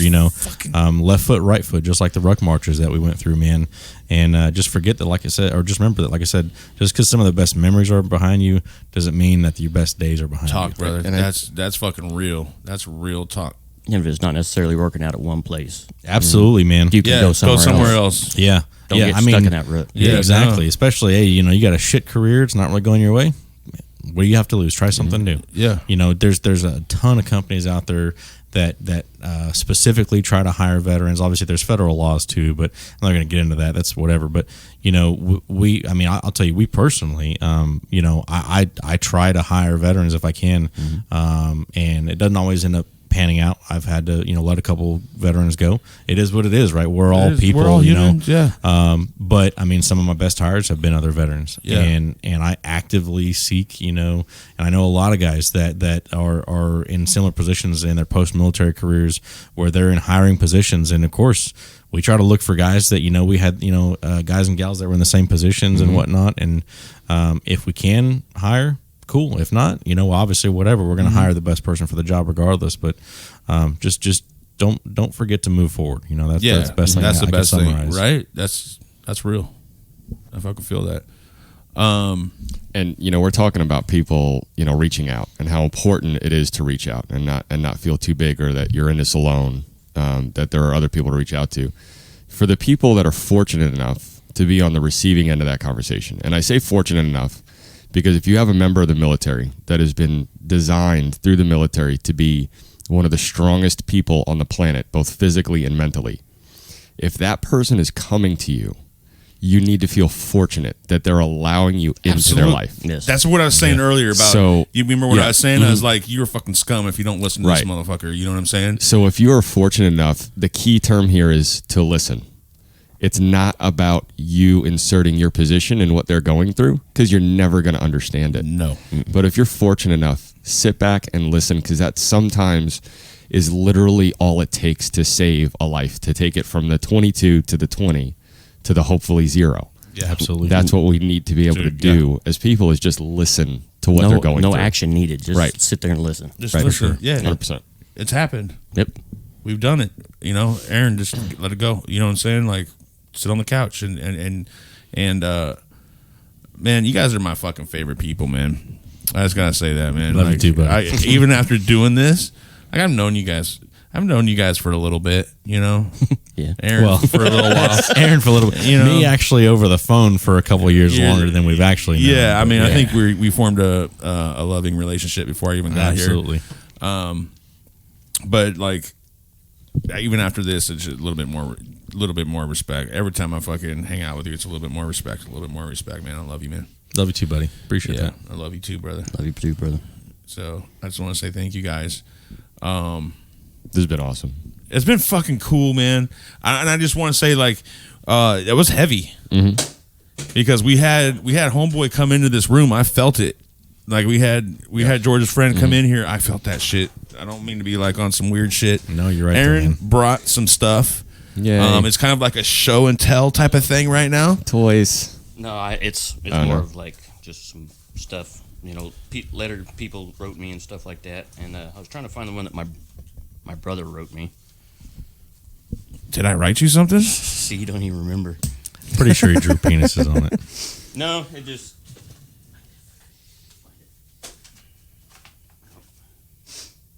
Boats and hoes. Yeah, I'm a little unprepared here. Boats and hoes. Boats and hoes. Yeah. What was the name of that damn Prestige Worldwide? You have to call me Nighthawk. Yeah. While Aaron's looking for that, I'm just dicking around on the AlexanderArmory.com website. Plug. Yes, plug. Oh, he's support a veteran, especially if you're in Georgia, Southeast Georgia area. Support a local veteran also. But his website is on point. I always like going to people's websites and I say, okay, how much time are they putting into the website? Because if they're putting a certain amount of time into the website looking and being designed properly, especially if they're in the design business, for sure, then if it looks good on the website, it's probably going to be designed well in real life. And this website is gorgeous. Simplified. Do you have it? Definitely jump on if you're looking for any sort of custom work, pre-built work or anything like that. This stuff is just looking at what Micah has here, and super excited to see your SBR after this. Definitely go on to alexanderarmory.com. Check them out. Support a local veteran. Yeah, he's a badass dude, man. Mike, I like the way you summarize that. It's funny because one of our most common phrases in the military is, "If it looks good, it is good." Right. And so that just is the epitome of what you just said. If the website looks that good, surely they're not putting out hack job slop work, right? So Right. it is good. I promise. It's a matter of this is where your passion starts, right? How are you going to present your passion to the world? Absolutely. And if you Where did I write that on? I don't know. Oh, my God. This is my one and only letter from my brother awesome. in the military. So I don't know if he'd want to, but I think that might be kind of cool to hear Micah read Micah's letter. So, Micah, you read it before you read it, Right? so you can remember what you wrote. We're all waiting. You don't even remember writing it. It was in a letter with card from Mom. What the fuck? And it's nothing. Nope. I love this discovery. And it's nothing. Well, you gotta remember at this point in time, like I was All over the place. Oh, bro, I was lost. All I said was, "Hey, dude, what's up, man? It's Micah. I've got your Christmas present in my hand, and I don't mean a gift." Hee hee ha ha. Which was Always probably a smart ass.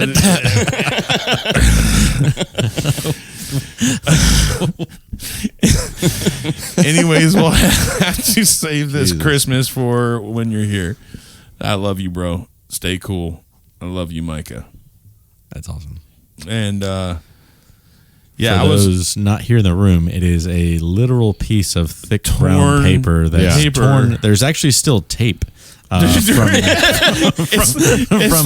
like I don't know. It's like you got a package. I think it was from a package, and that was like the top layer of cardboard. Is what that looks like. If you've It's ever folded. worked in the food service industry and you've taken the napkins, that cardboardish paper that's wrapped around the napkins when you go to replace them, that's kind of what it's like.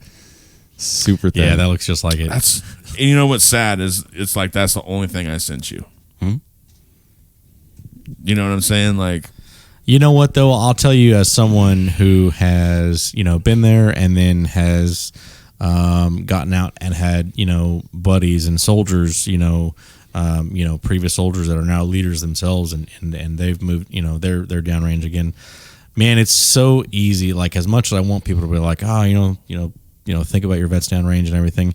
Man, it's just so easy to just live your life, and I totally get it. And I don't ever hold anything against anybody not at all. that didn't send stuff, because I've even talked to some of my buddies like, hey man, you want me to send you some baby wipes and some dip or something like that? Because like, I know how it is, right? Yeah. We literally lived on, again, caffeine, tobacco, and hate, right? Yeah. So like we were talking about earlier, semi tobacco. Yeah. And so, they've been like, don't worry about it, or they won't send me the address because like they don't want me to send stuff or whatever. And like, I get it either way, but the point is that I'm making you is, even though I'm sure you kind of maybe feel bad a little bit right now, I wouldn't, and I'm sure Aaron would agree. No, not at all. Don't think too much into that, bro. Well, no, and I can't, because everything I like. Not saying that anything I've ever been through was not comparable to my brother shit at that point. But I was literally going through a drug addiction that took over my life, for sure. and when I started, I think it was when thing was at that point in time, I watched CNN every single day, and I still do, and I followed Aaron's troop everywhere they went. Yeah. I'm not a letter writer. Things aren't like they are now. You don't have cell phones. Oh, exactly. There's no text messaging. You had to be on a satellite phone, and I mean, there was cell phones, but they were, they're still, 4 years in their infancy. I mean, you know what I'm saying? The Nokia 3600. You know what I'm saying?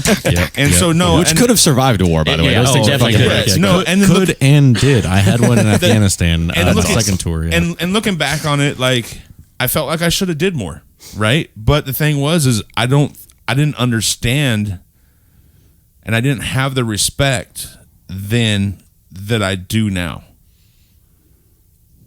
I mean, you're not the only one, bro. Like I said, dude. You know what I'm saying? Like I was young, again when 9/11 Yeah. hit, and I respected a lot of things in a different way. And I mean, like I remember, just like. Not, I mean, like there was a big epiphany once I got to my unit and like we started training for war, and like I knew that was what I was going, that's what I signed up for, right, and everything. But it's just different, like it stuff like kind of hits you, right, and so you're not the only one, bro. I mean, again, I know it's not like nobody could go back and change it anyways, but my advice to you would be, and again, I know Aaron would back me up on this. Don't think too much into the fact that you didn't send him more than one letter or whatever. I mean, it is what it is, bro. So just I don't. No, and I don't continue to show them that love that you do, anyways. Yeah, absolutely. I think there's unconditionally. You know what I'm saying? Oh yeah, That's definitely. You're my fucking bro. I think there's a lot of beauty in the idea of what that was written on. Yeah, That wasn't you sure. sitting down with a piece of paper saying, "What am I going to say to my brother?" That was you at some point in time with what you were going through. Yeah.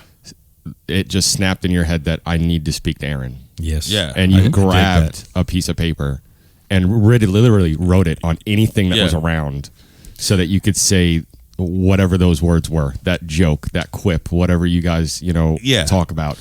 And I think because you needed to do that at that time. And look, okay, so look, I haven't talked about my experience being a brother to a veteran. Yeah, right? Yeah, let's hear that. So my Where's this going? Jesus Christ. How much time do we got? So my thing was, like I said, when Aaron went in, I really didn't. He was a bigger man than I, and my brother was going to do this, and I still fucking had my head up my ass. So Aaron was going to get his life straightened out, and he's going to become a better man, and so that's what I knew of my brother when he left, and things got really weird there towards right before you left. You know what I'm saying? Like, because we were both fucked up and things were going down. Anyways, like with the letters and stuff. Like I know my brother was out there, but at a certain time he was training. You know what I'm saying? Don't fucking worry about me is pretty much what he said. I'm training for the next 6 months or whatever. Then I'm doing this and I'm doing that, and then I'm gonna be everywhere. So I don't have a set location where you can send something yet. And like I said, phones weren't like they are now.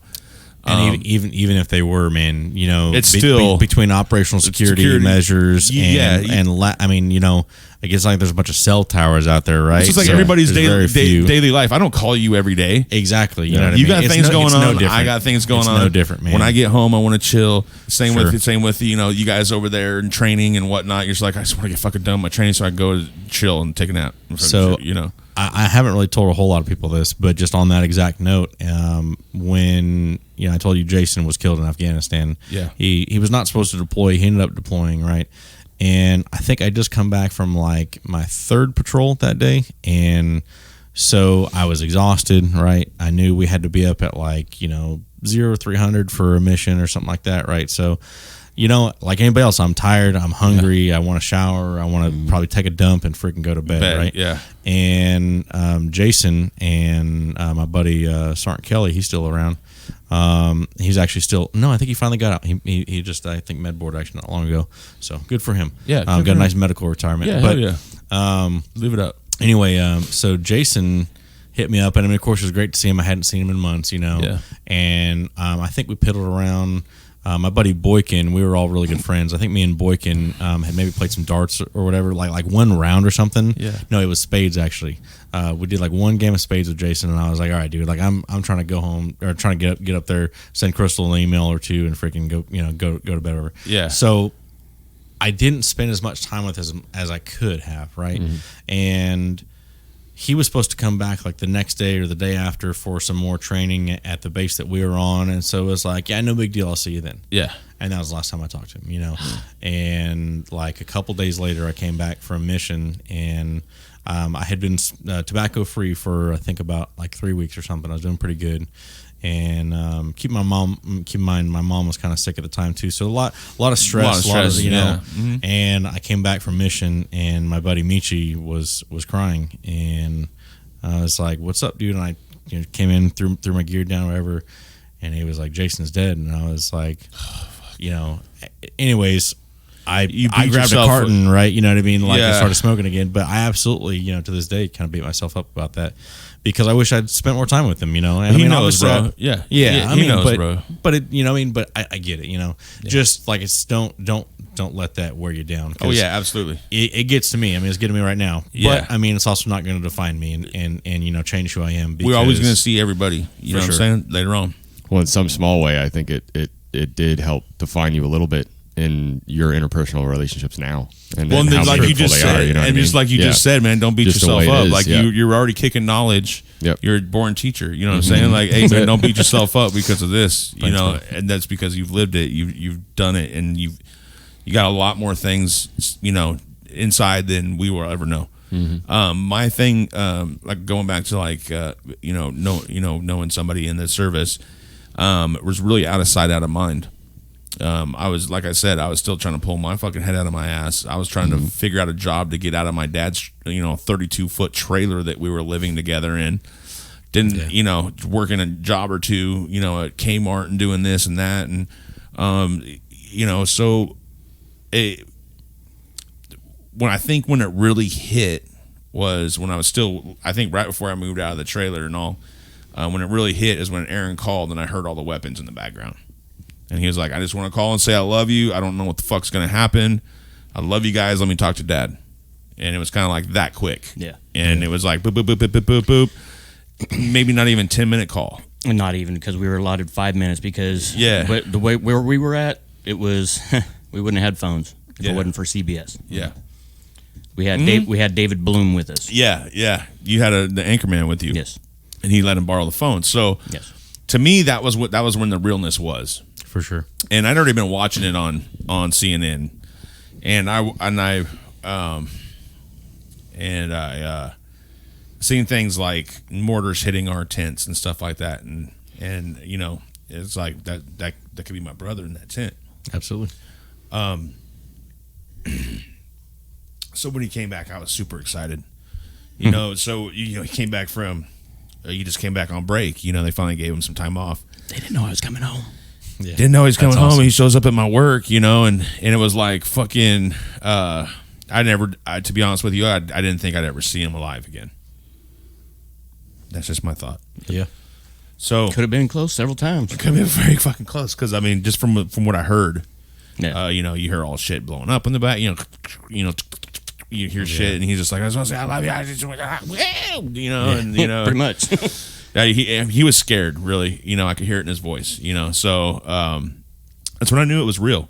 I knew that my brother was doing something, beyond what I could do, and so I've always looked up to him. So, I just after that, I always wanted him back. Just fucking get back on the soil. Yeah. You know what I'm saying? Okay, dude, you're somewhere in fucking wherever, dude. Okay, fine. Get back here. I don't give a fuck if you're in Georgia. I don't care if you're in California. Yeah. I don't care if you're in New York, but you need to get back here somewhere so we can get back together. Yeah. You know what I'm saying? And so before my dad had passed, he's like, if there's any way that you and your brother could live near each other and take care of each other and make sure that you guys are okay to so that's why I'm here. So, that's awesome. You know what I'm saying? So that became very real when he called. That's when it became like that's real shit. So it scared the fuck out of me, and I wasn't even there. I was just a fucking pussy at home going, oh fuck, I'm watching CNN. I see it, bro. I see what's going on, and it's like, no, you don't.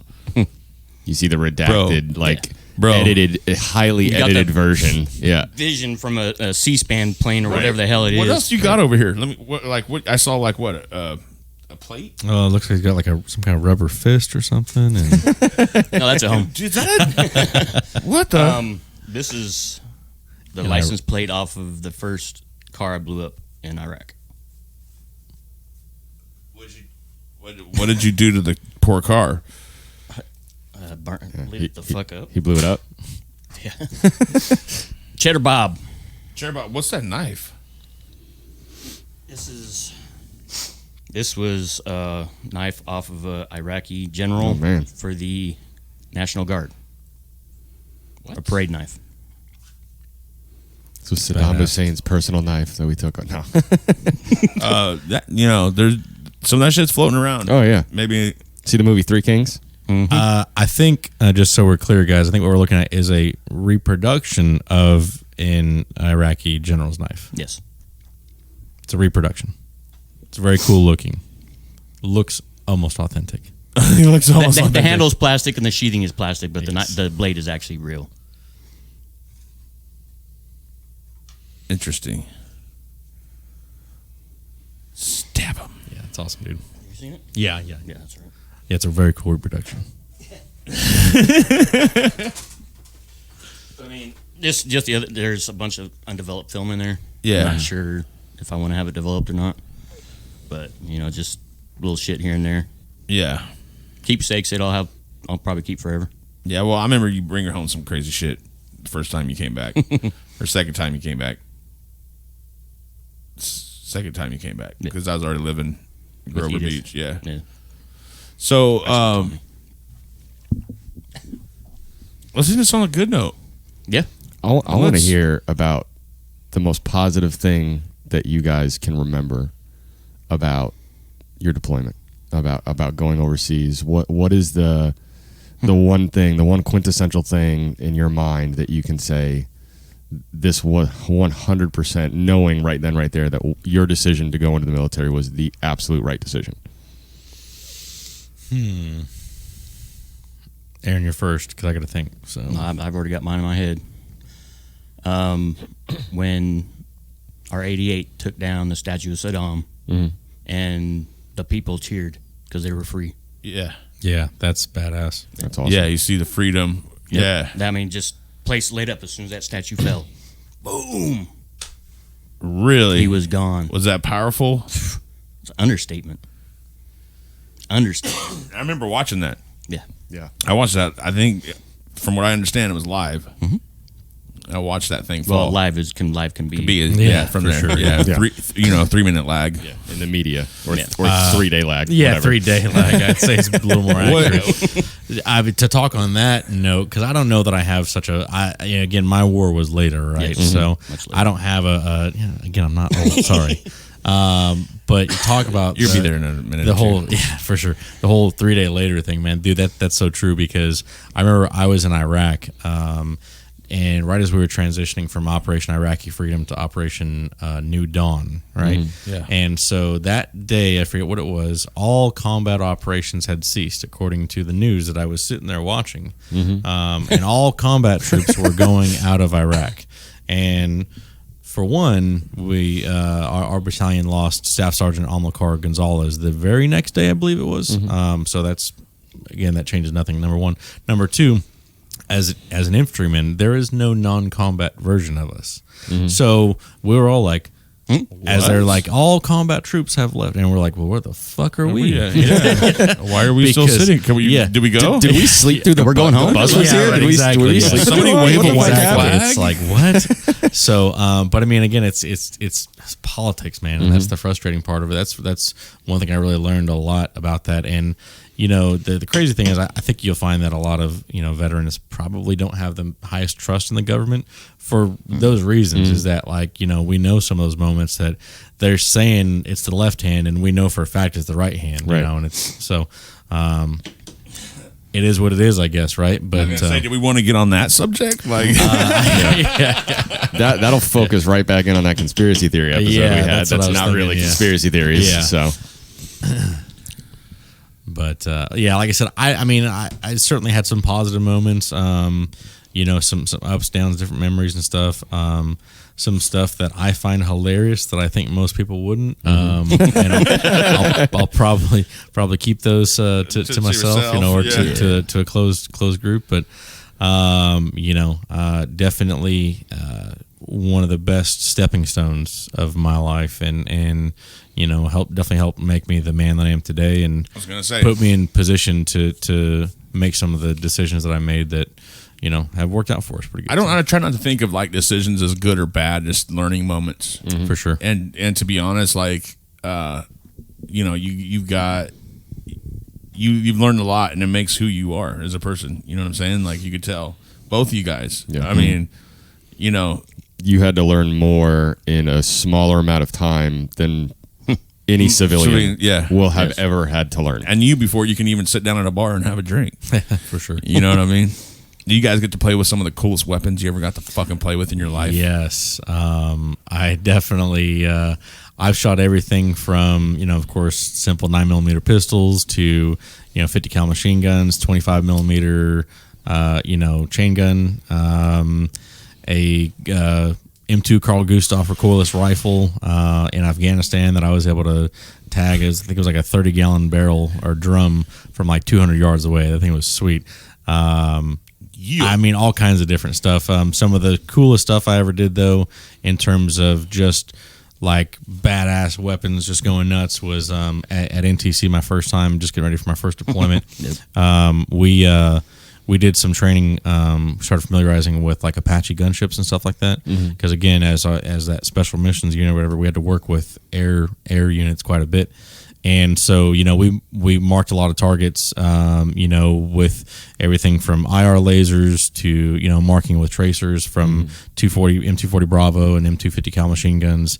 And then, we'd just be just marking a target, and the Apaches would come in and with their I think 30 millimeter and rockets just lighting them up. I mean, it's just super badass. Hellfire. Dude, it's like having that control, bro. Gangster as hell. Oh, balls feel huge. Yes. Vagina labias feel huge. Yes. If it's you the girls out there trying to get some of that fucking action, girls, you got the biggest labias I've ever seen in my life. Man, they're doing shit. I don't know if that's okay. I was gonna say. Is that ovaries? You got the biggest ovaries. You have great ovaries. You have really huge ovaries. You took down that whole city with a laser. You have an incredible ability to create life. Yes. and take it. Awesome. And take it. Yes. Oh, that's a fucking badass saying for like, that's a for very like cool military dichotomy. bitches. Yeah. I will tell you one thing though. When I joined the military, I was playing Army for the most part throughout basic training. Yeah. AIT, all that stuff. Turning moment was when we were lined up on Kuwait's border, and I'm laying on the hood of my deuce and a half. No flak jacket on, no nothing. And all of a sudden, these helicopters fly over and start hailing fire, just straight fire. And I'm looking up going, the fuck did I just get myself into? Yeah, for sure. I'm diving off the fucking deuce and a half trying to get my fucking gear on because this shit's just hitting the fan. Yeah. That's fucking nutty, man. All right, man. So we plugged out. Who we got to plug out? We got Mike Alexander. What's his new company called? Alexander Armory. It is awesome. AlexanderArmory.com. Dude, he is a badass mother trucker. You guys got anything else? I mean, we're stuff for other episodes, bro. Yeah. I definitely, if you have me, I'd love to come back for another one. Especially, I forget I forget what the topic was, but I self-invited, so we'll have to go back and listen. Oh no, again. we're definitely gonna. That was for the Second Amendment. Yes. Oh god, the Constitution. How about, let's just do a whole. Well, no, let's just focus on the Second Amendment. I'm good with that too. The rest of it. The whole Constitution. I'm a constitutionalist. Yeah.